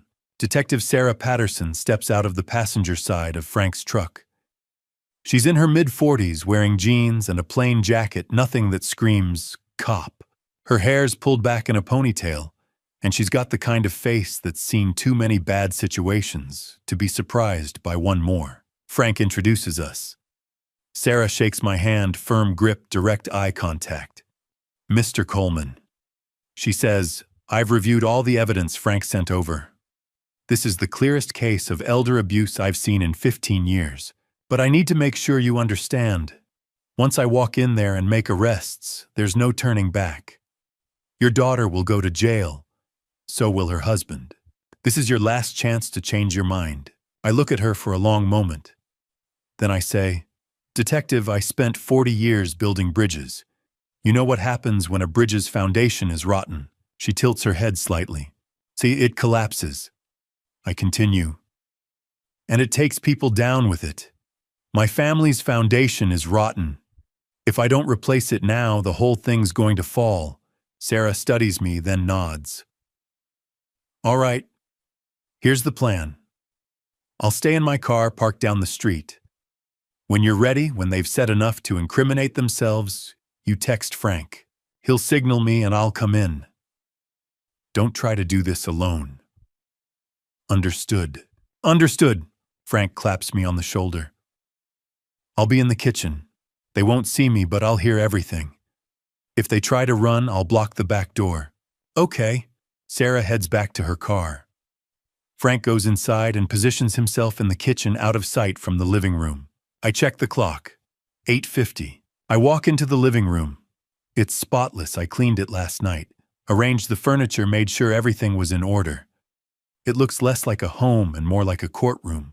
Noah's sitting on the couch, hands folded in his lap, staring at the floor. I sit down in Margaret's chair, the one she used to curl up in on Sunday afternoons, with a book and a cup of tea. My hands are shaking. I try to steady them, but I can't. Noah reaches over and takes my hand in his. You're so strong, I whisper. I'm proud of you. He squeezes my hand and doesn't let go. At 9 o'clock, the doorbell rings. I stand. Take a breath. Walk to the door and open it. Emily's standing on the porch, dressed in a black blazer and slacks. Her hair pulled back in a tight bun. She looks polished, professional, like someone about to close a business deal. Behind her, Brad's wearing a gray suit and carrying a leather briefcase. He looks calm, confident. "Good morning, Dad," Emily says brightly. "You ready? We've got the appointment with the lawyer at 9:30. I know it's early, but we want to make sure everything's finalized today." Brad nods. "Morning, Dad." The word tastes like ash in my mouth. "Come in," I say. "We need to talk." Emily's smile doesn't falter.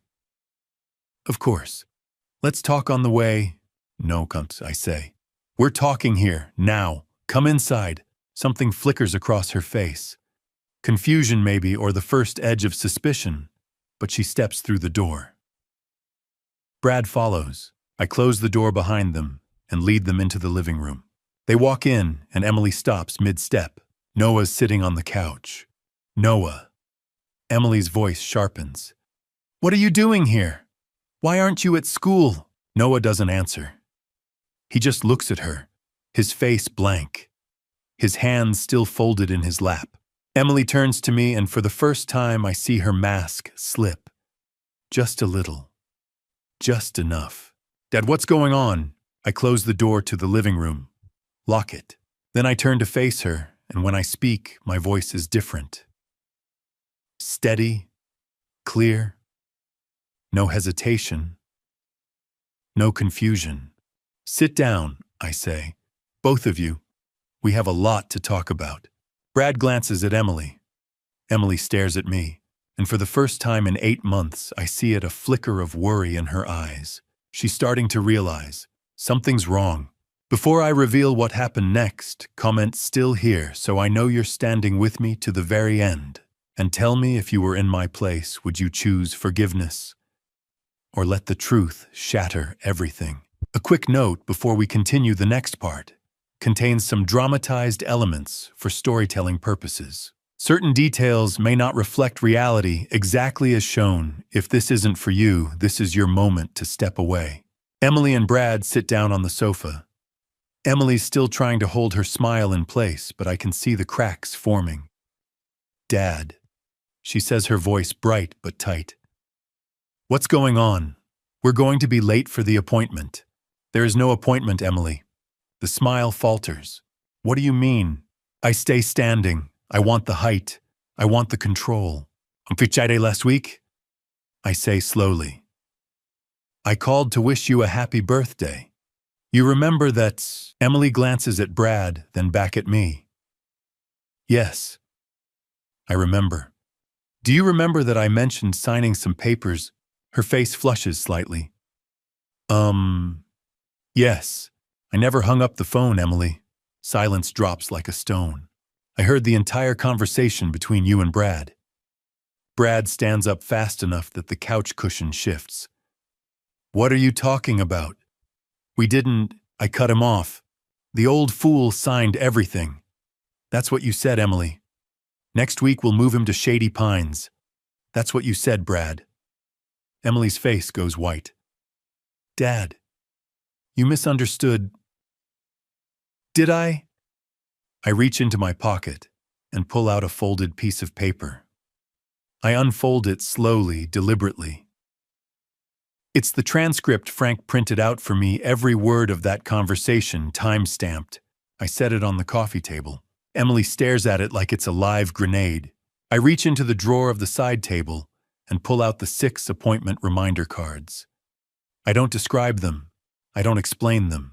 I just set them down on the coffee table in a neat row, one by one. March, May, July, September, October, November. These, I say, are 6 medical appointments you arranged by impersonating me. I never went to any of these places. You created a fake medical history over 6 months. He's confused. He can't remember. He's not capable of living alone. As I set down the last card, I watch Emily's face. She stops breathing. Her hands start trembling. She knows. She knows I know everything. "Dad!" Her voice shakes. That was because..." "Because what?" I lean forward. "Because you needed evidence to convince a judge I was incompetent." Emily opens her mouth. Nothing comes out. From the couch, Noah speaks. His voice is quiet, but it cuts through the room like a blade. "Mom made me write down every time Grandpa was confused. But he was never confused. She made me lie." Emily whips around to face him. "Noah, you told him." Noah looks her right in the eye. "Yes, because I love him. And you, Mom, I don't know who you are anymore." Emily's face crumples. Brad's on his feet now, red-faced, jabbing a finger at Noah. "You little..." "Sit down." My voice is ice. Brad freezes. I turn back to Emily. "Sunday afternoon, you brought Dr. Brennan to this house. You paid her $2,500 to write a fake evaluation. I have proof. Video and audio." Frank steps out of the kitchen holding a tablet. He taps the screen, then turns it toward Emily and Brad. The video plays, clear as daylight. Emily on the front porch, handing Dr. Brennan an envelope. The rustle of paper. Dr. Brennan's voice smooth and transactional. "Okay, I'll have the report written by this afternoon." Brad explodes. "You set us up, you..." I say calmly. "I did. I let that hang in the air for a moment." Then I continue. "Now about this house." I gesture around the living room. "The house you were planning to sell to pay off Brad's $847,000 in debt. I have bad news for you. Emily's eyes widen. I transferred ownership of this house into an irrevocable trust. The beneficiary is Noah. This house doesn't belong to me anymore. It belongs to your son, and you can't touch it. Emily's whole body sags. She looks like someone just pulled the ground out from under her. Dad? Her voice is barely a whisper. What did you do? I protected what I built. I sit down in Margaret's chair across from them. I'm tired, so tired. But I'm not done. I built this house with my own hands, I say. Your mother picked out the paint colors for every room. I thought this house would be your inheritance. I thought it would be something you'd want to keep to pass down to Noah. But you didn't want a legacy. You just wanted cash. Emily's crying now. Real tears, not the fake ones from Sunday. You don't understand, she chokes out. We're drowning in debt. We had no other choice. You could have asked me for help. She stares at me. You could have come to me and said, Dad, we're in trouble. We need help. I would have helped you, Emily. I would have figured something out. But you didn't ask. You decided it was easier to bury me alive and take what you wanted. Her face twists. I'm sorry. I'm so sorry. Do you remember your mother's wedding ring? Emily blinks, thrown by the sudden shift. The one you borrowed last year. I continue to get it appraised for insurance. Her mouth opens, closes. I found the receipt, Emily. You sold it. $3,200. She doesn't deny it. She just sits there, tears streaming down her face. Ooh, that ring, I say quietly, is the one I gave your mother 40 years ago. I saved for 6 months to buy it. She wore it every single day until the day she died, and you sold it like it was a piece of junk at a yard sale. Emily covers her face with her hands. Brad suddenly stands. That's it. We're leaving. You can't prove anything, old man. I look up at him. My voice is cold, flat. Sit down. I don't have to listen to you. Detective Patterson. I call out, please come in. The front door swings open. Detective Sarah Patterson steps into the living room, wearing her full uniform badge glinting on her chest. Behind her are 2 other officers in uniform. Brad's face goes gray. Sarah looks at Emily and Brad with the calm, professional expression of someone who's done this 1,000 times. The Emily Coleman Whitaker, she says. Brad Whitaker, you're both under arrest for elder abuse, financial fraud, forgery, and bribery of a medical professional. She steps forward, pulling a pair of handcuffs from her belt. You have the right to remain silent. Anything you say can and will be used against you in a court of law. You have the right to an attorney. If you cannot afford an attorney, one will be provided for you. Emily doesn't move.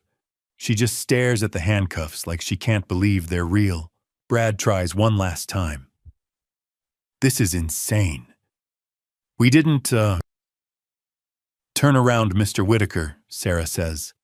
Hands behind your back. One of the officers steps forward and cuffs Brad.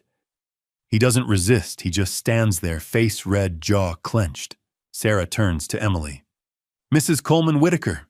Emily finally looks up. Her mascara is smeared. Her hair's fallen out of the bun. She looks small, broken. Stand up, please, Sarah says gently. Emily stands on shaking legs. Sarah cuffs her wrists behind her back. I watch it all happen. I don't feel victorious. I don't feel relieved. I just feel tired. Noah's sitting beside me, gripping my hand so hard his knuckles are white. It's okay, I whisper to him. It's over now. Sarah nods to the other officers, and they start leading Emily and Brad toward the door. Emily turns back one last time, looking at me over her shoulder. Dad, she says, her voice breaking. I really am sorry. I don't answer. The door closes behind them. And just like that, it's over. Brad starts yelling before the cuffs even close around his wrists. This is a setup, he shouts, twisting violently toward Detective Sarah Patterson. That old man manipulated everything he recorded us. This whole thing is a trap. Sarah doesn't flinch. She doesn't need to raise her voice. Her tone is level, almost clinical. Mr. Whitaker, she says calmly. All evidence collected in this case was obtained legally and documented properly. You have the right to remain silent. I strongly advise you to exercise that right. Brad's face burns crimson. His jaw works furiously, as if he's chewing on rage. For a second, I think he'll keep screaming. But something in Sarah's steady gaze makes him swallow his next words. He shuts his mouth. I turn to Emily. She isn't shouting. She isn't resisting. She's sitting on the couch in the living room I built with my own hands. Her posture perfectly upright, hands folded loosely in her lap. Tears stream down her cheeks, but she makes no attempt to wipe them away. She just looks at me like she's waiting for something to change. Dad, she whispers. You're really doing this. I meet her eyes. I don't look away. No, Emily, I say quietly. You did this. Officer Ramirez, mid-30s, steady hands. Nameplate polished, steps forward and takes Brad by the arm.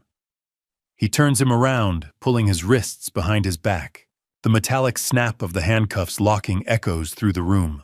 Brad jerks instinctively, testing the restraints. I'll sue. You hear me? I'll sue every one of you. Frank's voice cuts in from near the kitchen doorway. It's colder than I've ever heard it. You won't do anything, Brad, he says flatly. You're facing 7 to 10 years. And when you walk out of prison, if you ever do, this city will know exactly who you are. Brad opens his mouth, ready to fire back. Nothing comes out. He looks at Frank as if searching for a weakness. He doesn't find one. Sarah steps toward Emily.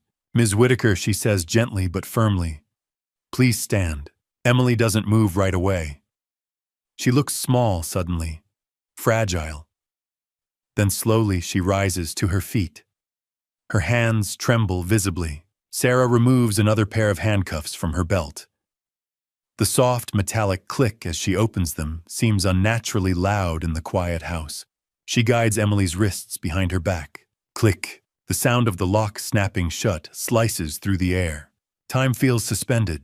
My daughter, in handcuffs, in my living room. Emily turns her head toward Noah, who is still sitting beside me on the couch. Noah, she says, her voice breaking. Baby. I'm sorry. I did this for us. I was trying to fix everything. I was trying to give us a fresh start. Noah stands up slowly.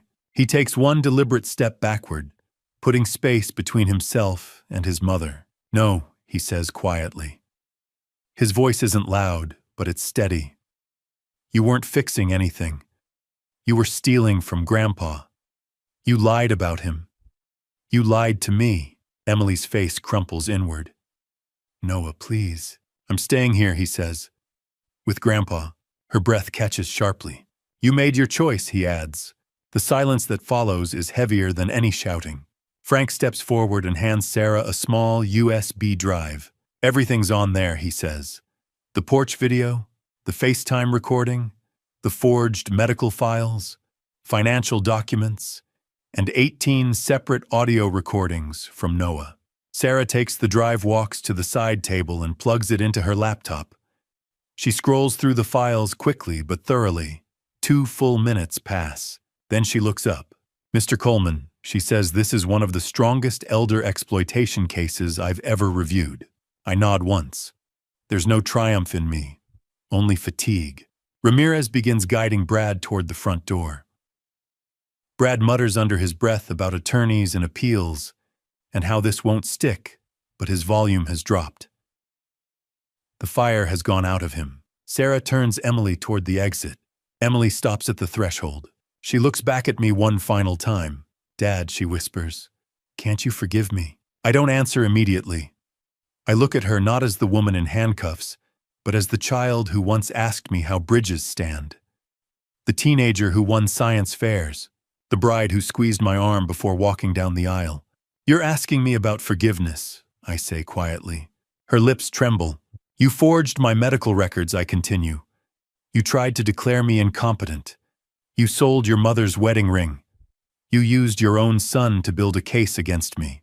Tears spill freely down her face. And now you ask me to forgive you. I'm your daughter, she whispers desperately. You used to be, I reply. Right now I don't recognize you. Something inside her seems to collapse. Sarah gently guides her forward. I follow them outside.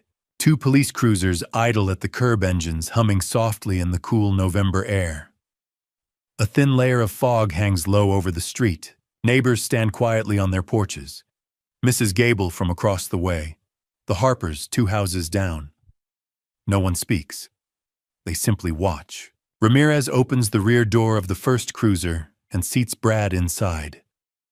Brad continues talking, but the door shuts mid-sentence. Sarah opens the second vehicle.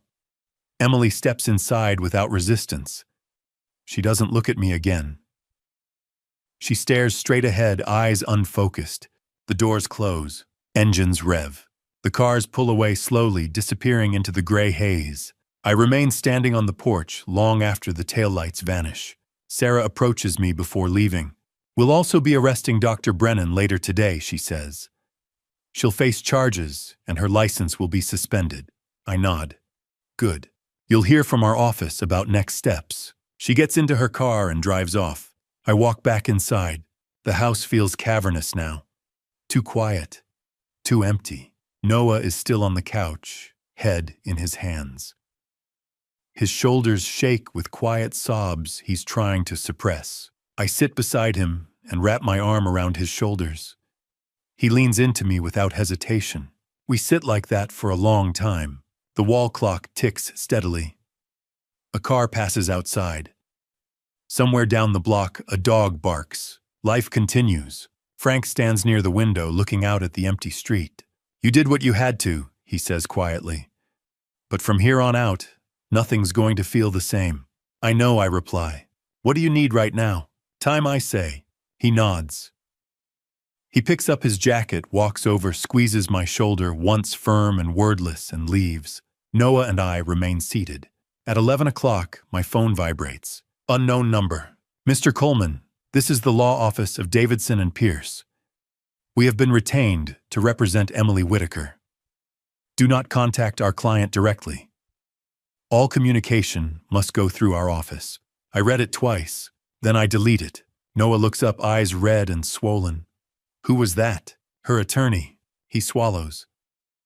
What happens now? I lean back slowly and close my eyes for a moment. "They're going to fight," I say. "They'll challenge everything. They'll try to poke holes in the case. They'll try to paint me as vindictive." Noah's jaw tightens. "And us." And we fight back. He nods. The house is quiet again. But this time the silence isn't fear. It's resolve. The arrests were only the beginning. The real battle starts now. At 2 o'clock, my phone rings. Detective Patterson. "Mr. Coleman."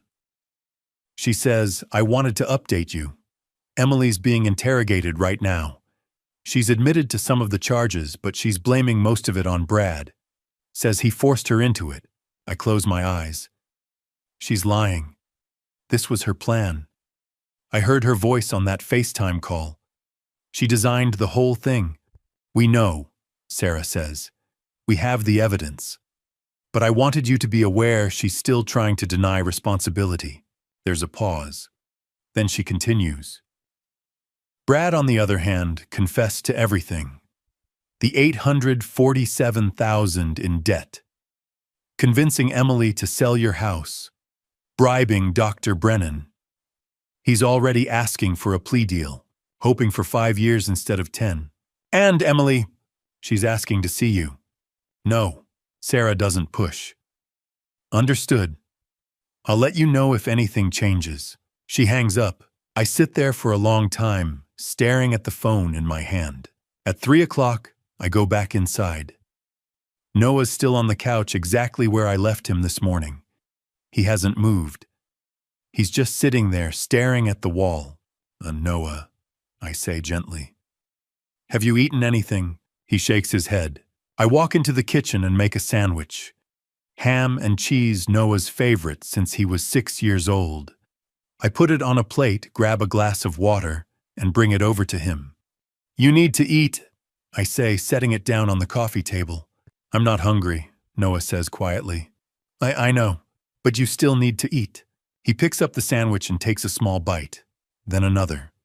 I sit down next to him. After a few minutes, he speaks. Grandpa, who am I going to live with now?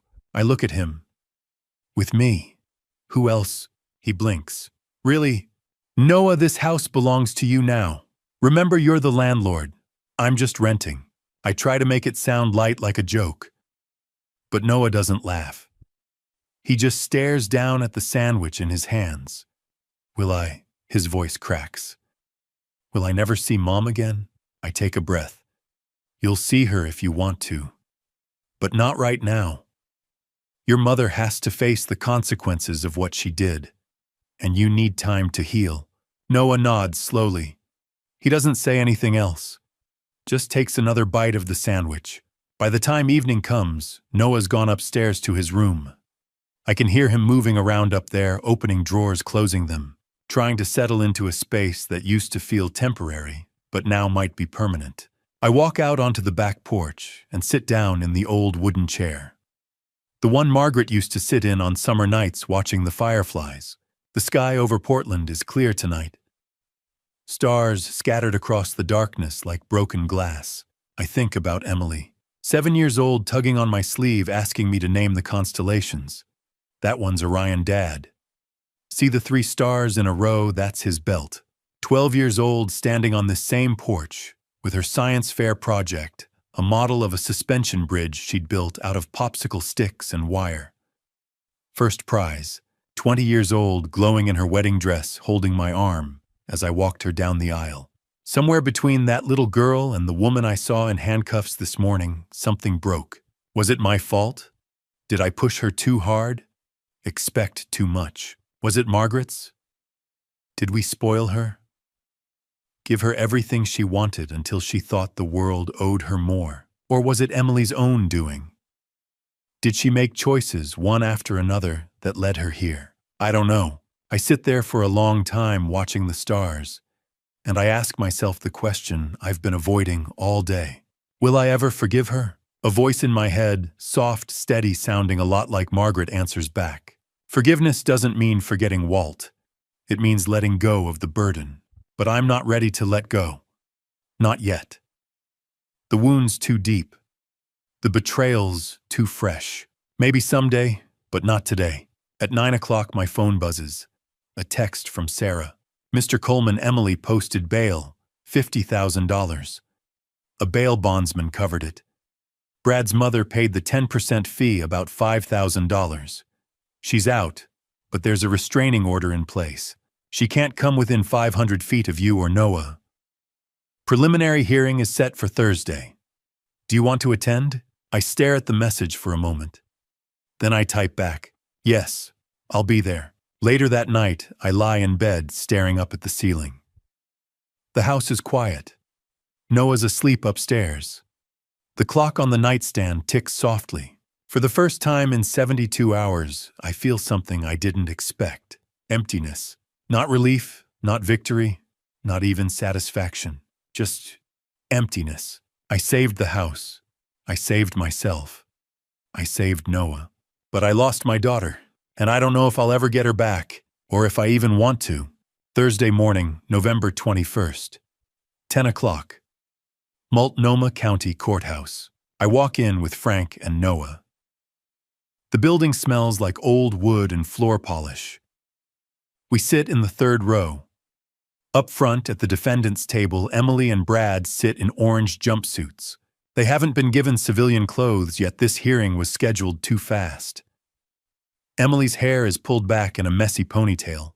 No makeup. She looks 10 years older than she did on Monday.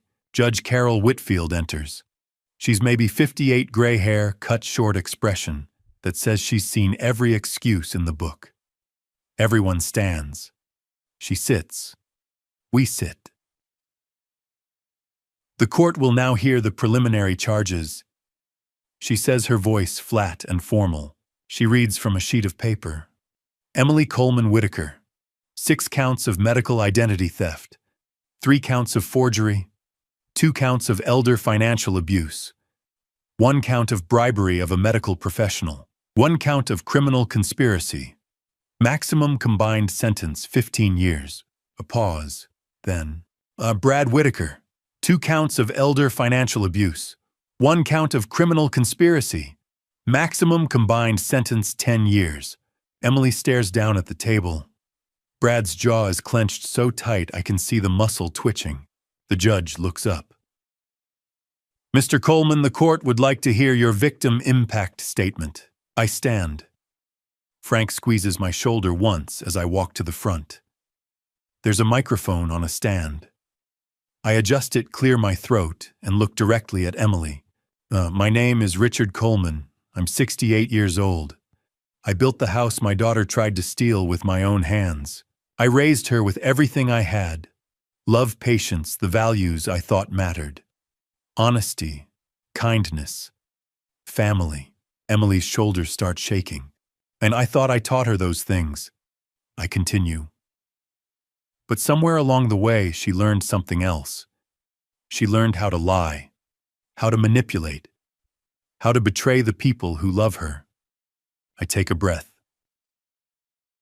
I don't know where I went wrong. Maybe I pushed too hard.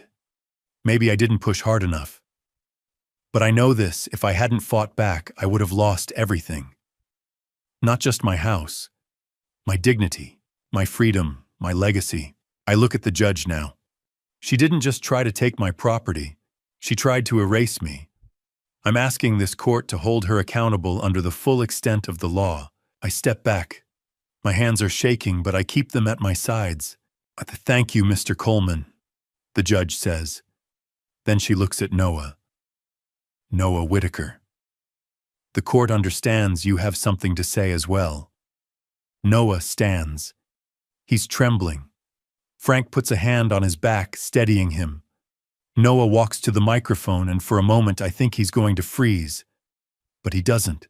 And my name is Noah Whitaker. He says, his voice quiet but clear. My parents told me to write down every time my grandpa seemed confused. But he was never confused.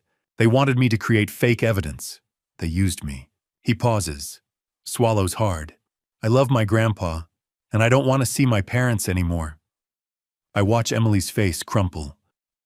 She covers her mouth with her hand, but the sobs come anyway, loud, choking sounds that echo through the courtroom. Noah walks back to his seat. He doesn't look at her. Emily's lawyer stands. He's a public defender. She can't afford a private attorney anymore. He's young, maybe 30, and he looks tired. But Your Honor, he says, my client acted under extreme financial pressure. Her husband accrued nearly $1 million in debt. She was desperate, I think. But don't say desperation doesn't justify trying to bury your father alive. Judge Whitfield leans forward, her expression cold. The court has reviewed the evidence extensively, she says. This is one of the most calculated, sophisticated elder abuse schemes I have encountered in 20 years on the bench. The defendants acted with premeditation and a complete disregard for the victim's well-being. She pauses. When Emily Coleman Whitaker and Brad Whitaker are hereby remanded to custody without bail until trial. The previous bail order is revoked. Trial is scheduled for 3 months from today. Emily shoots to her feet. No, Your Honor, please, I have a son. I need to take care of my son. The judge's gaze doesn't soften. You made a choice when you decided to deceive and exploit your father, Ms. Whitaker. Officers return the defendants to custody. 2 officers step forward. Emily's still talking, pleading, but the judge has already moved on. The officers guide Emily and Brad toward the side door. Emily turns back one last time, looking at Noah. Noah, she says, her voice breaking. Mom loves you. Noah turns his face away. She looks at me. Dad. I'm sorry. I don't answer. The door closes behind her. Outside the courthouse, Detective Patterson is waiting. Mr. Coleman, she says, I wanted to let you know we arrested Dr. Brennan yesterday afternoon. She confessed to accepting $2,500 from Emily. Her medical license has been revoked, and she's facing 5 years in prison. She'll also have to provide restitution to 12 other victims we've identified. I blink. 12 others, Sarah nods. She's been doing this for years. falsifying medical evaluations for families trying to get guardianship. You stopped her. That afternoon, Martin Blackwell calls. Mr. Coleman. He says, I have good news. We recovered $12,000 from Emily's account money she'd taken from you over the past 6 months. And we found your wife's wedding ring. It was still at the pawn shop. Hadn't been sold yet. I redeemed it for $3,500. My throat tightens. You got it back. I'm sending it to you today. Thank you, Martin. That evening, I sit at the kitchen table. The small package arrived an hour ago.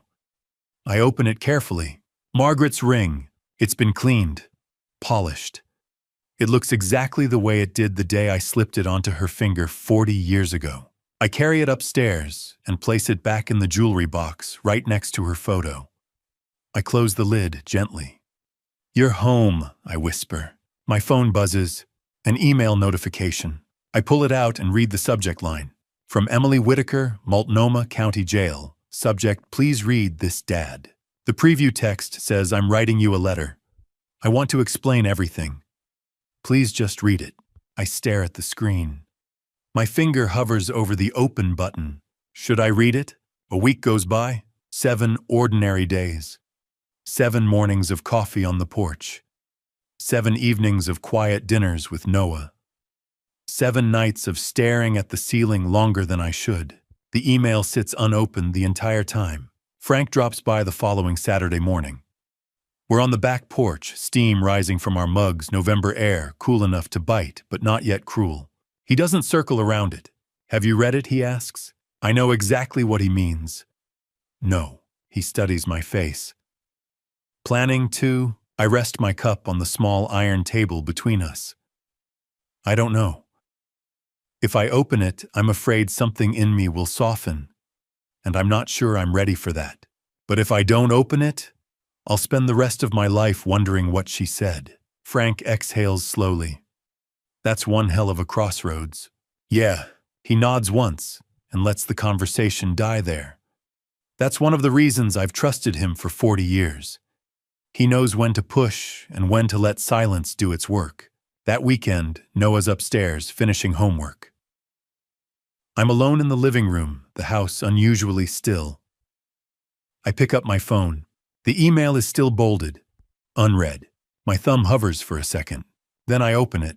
The message contains a scanned letter, 3 handwritten pages, transmitted through the prison's email system. Emily's handwriting is tight and deliberate, the strokes careful, as if she's trying to conserve both ink and forgiveness. I begin reading. Dear Dad, I know sorry isn't enough. I know I've forfeited the right to expect forgiveness. But I need you to understand something. I didn't begin this wanting to hurt you. I pause.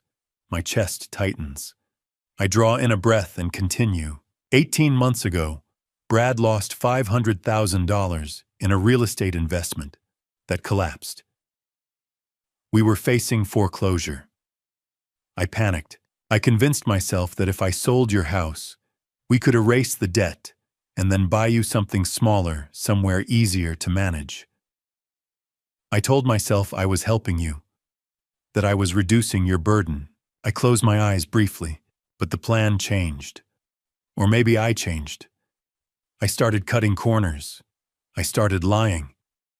And then I began believing the lies. I told myself you were confused, that you needed someone to step in, that I was being responsible. My jaw tightens. The ring. Selling Mom's ring was the worst thing I've ever done. I needed money fast. It felt like the only option. But I see her face every night when I close my eyes. I don't expect her forgiveness. I don't deserve it. I swallow hard and continue. I'm sorry for what I did to Noah. I turned my own son into a pawn. I twisted him into something he never should have had to be. I don't deserve to call myself his mother. Dad, I'm not asking for forgiveness now. I know that's unrealistic. But maybe one day, 5 years, 10 years from now, you'll be able to look at me and see more than the woman who betrayed you. Maybe you'll see the daughter who once loved you. I accept my sentence. I deserve it. But I love you. Even if you doubt that it's true. Love, Emily. I lower the phone slowly. The house is silent except for the faint hum of the refrigerator in the kitchen. Part of me burns with anger. She still couches it in reasoning panic foreclosure justification. I thought I was helping. That line alone makes my blood rise. Helping doesn't involve forged documents and fake diagnoses. Another part of me aches. No matter what she did, she is still the child I carried on my shoulders at the zoo. Still the girl who once asked how bridges stand without falling. And another part, quieter, heavier, is simply tired. 68 years old. I have built structures that lasted longer than some marriages. I do not have the energy to lug resentment forever. But forgiveness, not yet. I'm not there. I don't respond. I also don't delete the message. Instead, I print it. The pages slide from the printer warm and slightly curled. I fold them carefully, aligning the edges with more precision than necessary, and place them in the bottom drawer of Margaret's old desk, the same drawer where she once kept her diary and pressed flowers. Someday, maybe, but not today. That evening, Noah comes downstairs. "Grandpa," he says, softly lingering in the doorway. "Did you read Mom's letter?" "I did." He shifts his weight. "Do you want me to read it?" I think carefully before answering. "That's your choice, Noah. If you want to see it, I'll give it to you. But you don't owe anyone that, not yet." He's quiet for a long moment. "Maybe later," he says. "Maybe when I'm older." I nod. That sounds wise. That night, I lie awake in bed, staring at the ceiling fan, tracing slow circles in the dark. I remember an argument Margaret and I once had with my brother over something trivial. We didn't speak to him for half a year. One night, Margaret sat on the edge of this same bed and said, "Walt, anger is a rock. You can carry it as long as you want, but it only gets heavier." I didn't listen then. I am listening now. Forgiveness is not immediate. It is not dramatic. It is not a switch you flip and walk away lighter. It is a process measured in small internal shifts. And time is something I still possess. 6 weeks later, my phone rings. Martin Blackwell's voice comes through steady and professional. "Mr. Coleman, I wanted to inform you Emily has accepted a plea agreement. She has confessed to all charges in exchange for a reduced sentence. 7 years instead of 15. Brad accepted 5 years. There will be no formal trial." I thank him. I end the call. The house feels unusually quiet. It's over. The hearings, the depositions, the looming threat of courtroom testimony, the tension that's hung over every week for months. Finished. So why does my chest feel hollow instead of relieved? I expected a sense of closure, a clean break, a moment where the weight lifts and I can breathe differently. Instead, what I feel is complicated. Relief, yes, but braided with grief. The legal battle has concluded. The evidence spoke. The system moved. Consequences were delivered. But no sentence restores a wedding ring. No plea agreement rebuilds trust. No prison term rewrites the years before betrayal. Justice has a way of closing files. It does not always close wounds. I sit there in the quiet phone resting on the coffee table and let the feeling wash through me. It's over. And yet somehow it isn't. I stand behind a wooden podium in a conference room overlooking downtown Portland, my hands resting lightly on either side as I take in the faces before me. There are close to 50 people in attendance, men and women, who have survived elder abuse. Investigative journalists, a city council member, volunteers, attorneys, and the full board of the Margaret Coleman Foundation for Elder Justice. The air carries a quiet weight of shared experience and cautious hope. It is mid-November, exactly 1 year since Emily and Brad were arrested in my living room.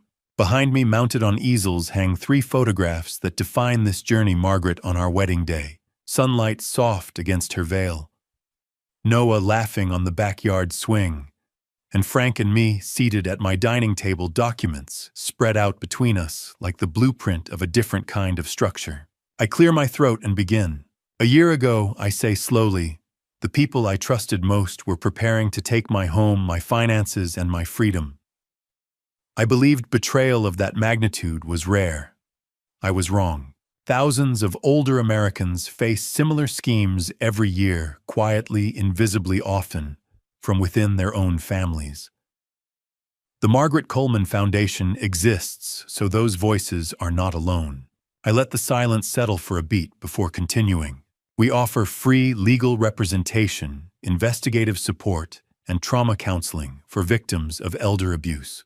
Our initial $200,000 in funding came from recovered assets in my case, along with donations from members of this community. Every single dollar is dedicated to protecting those who built this city and deserve to grow old in safety and dignity. Frank sits in the front row, his posture relaxed, but his eyes alert, nodding slightly as I speak. Beside him is Martin Blackwell, with a legal pad balanced on his knee, already jotting down notes.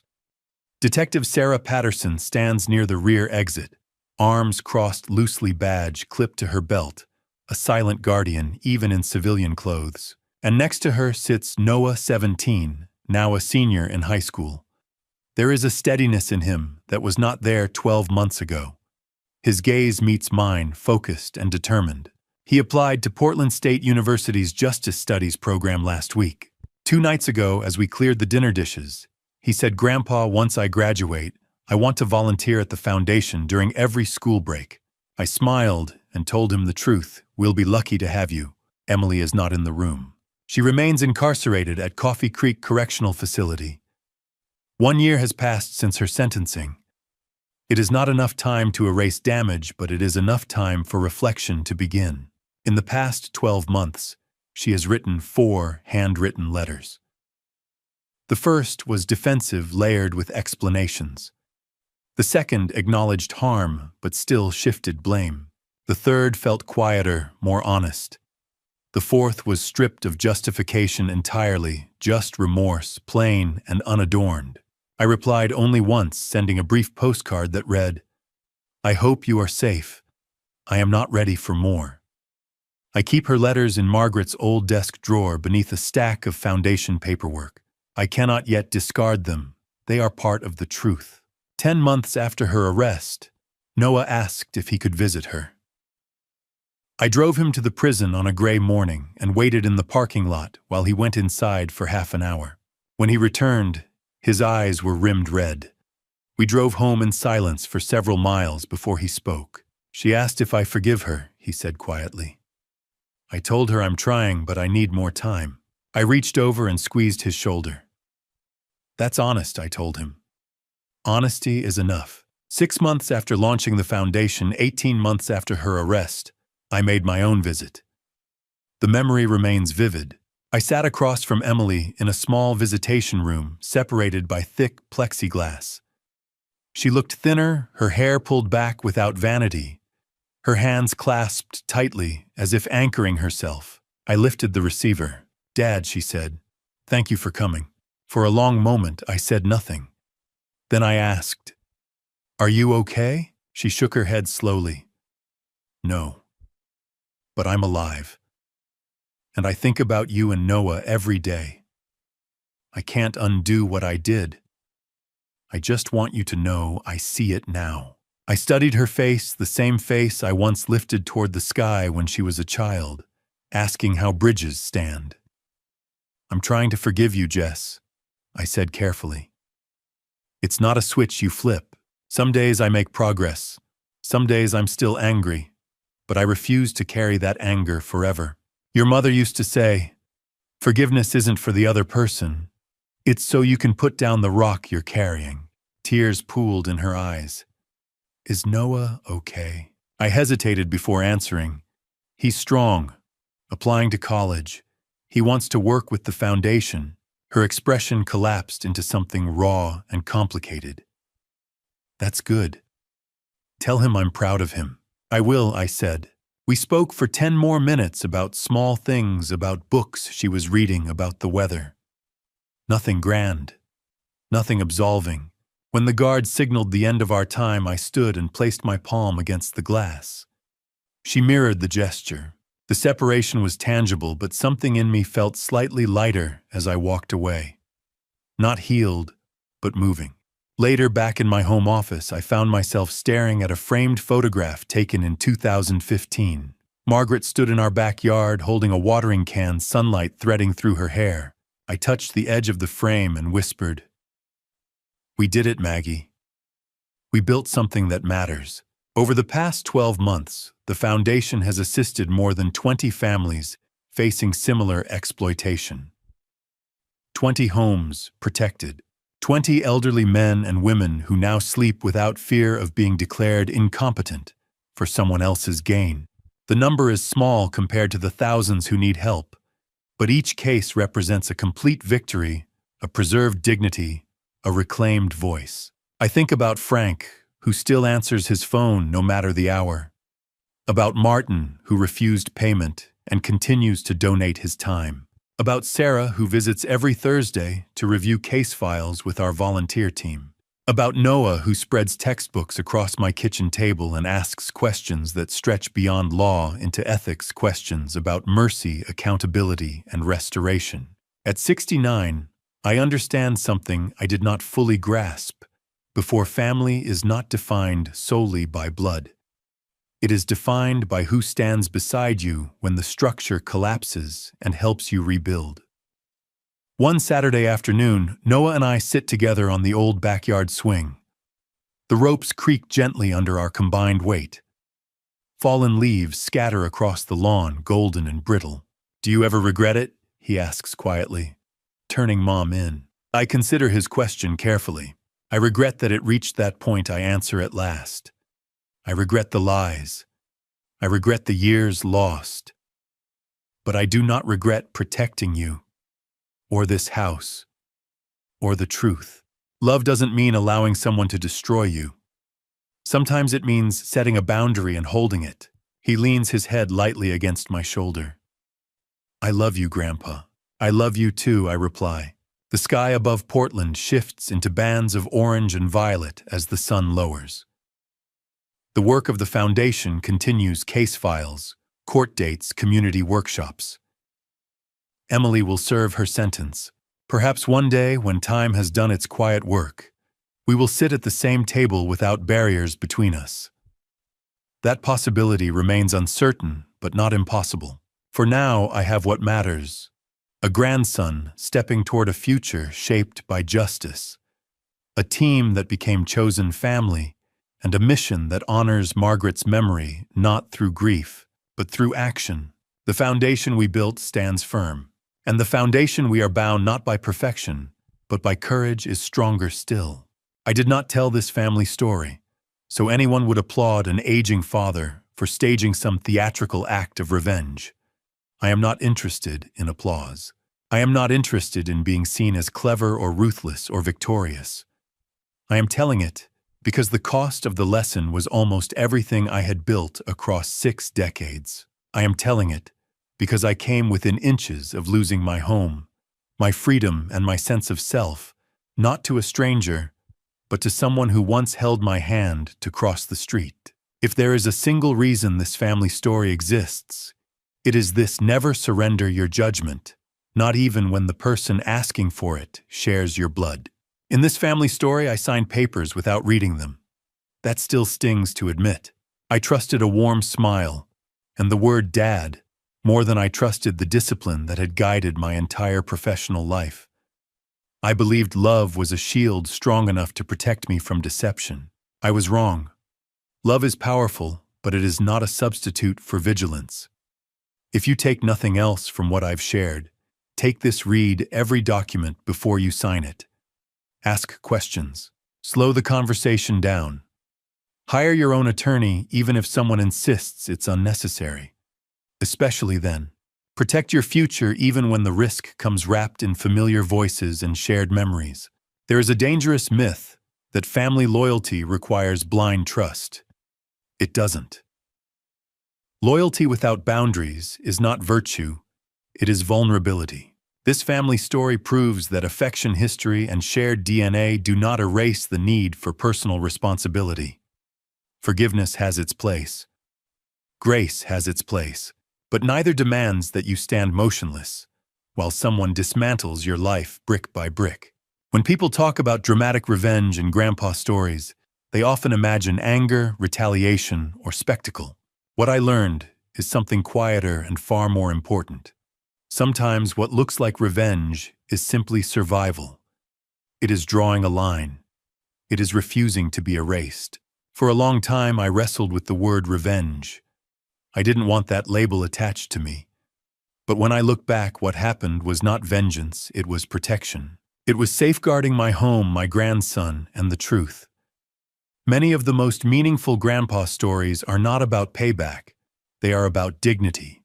They are about older men and women who decide they are not finished yet, who decide they still have a voice worth defending. If my story fits into that category, then let it be known it was never about destroying anyone. It was about refusing to disappear quietly.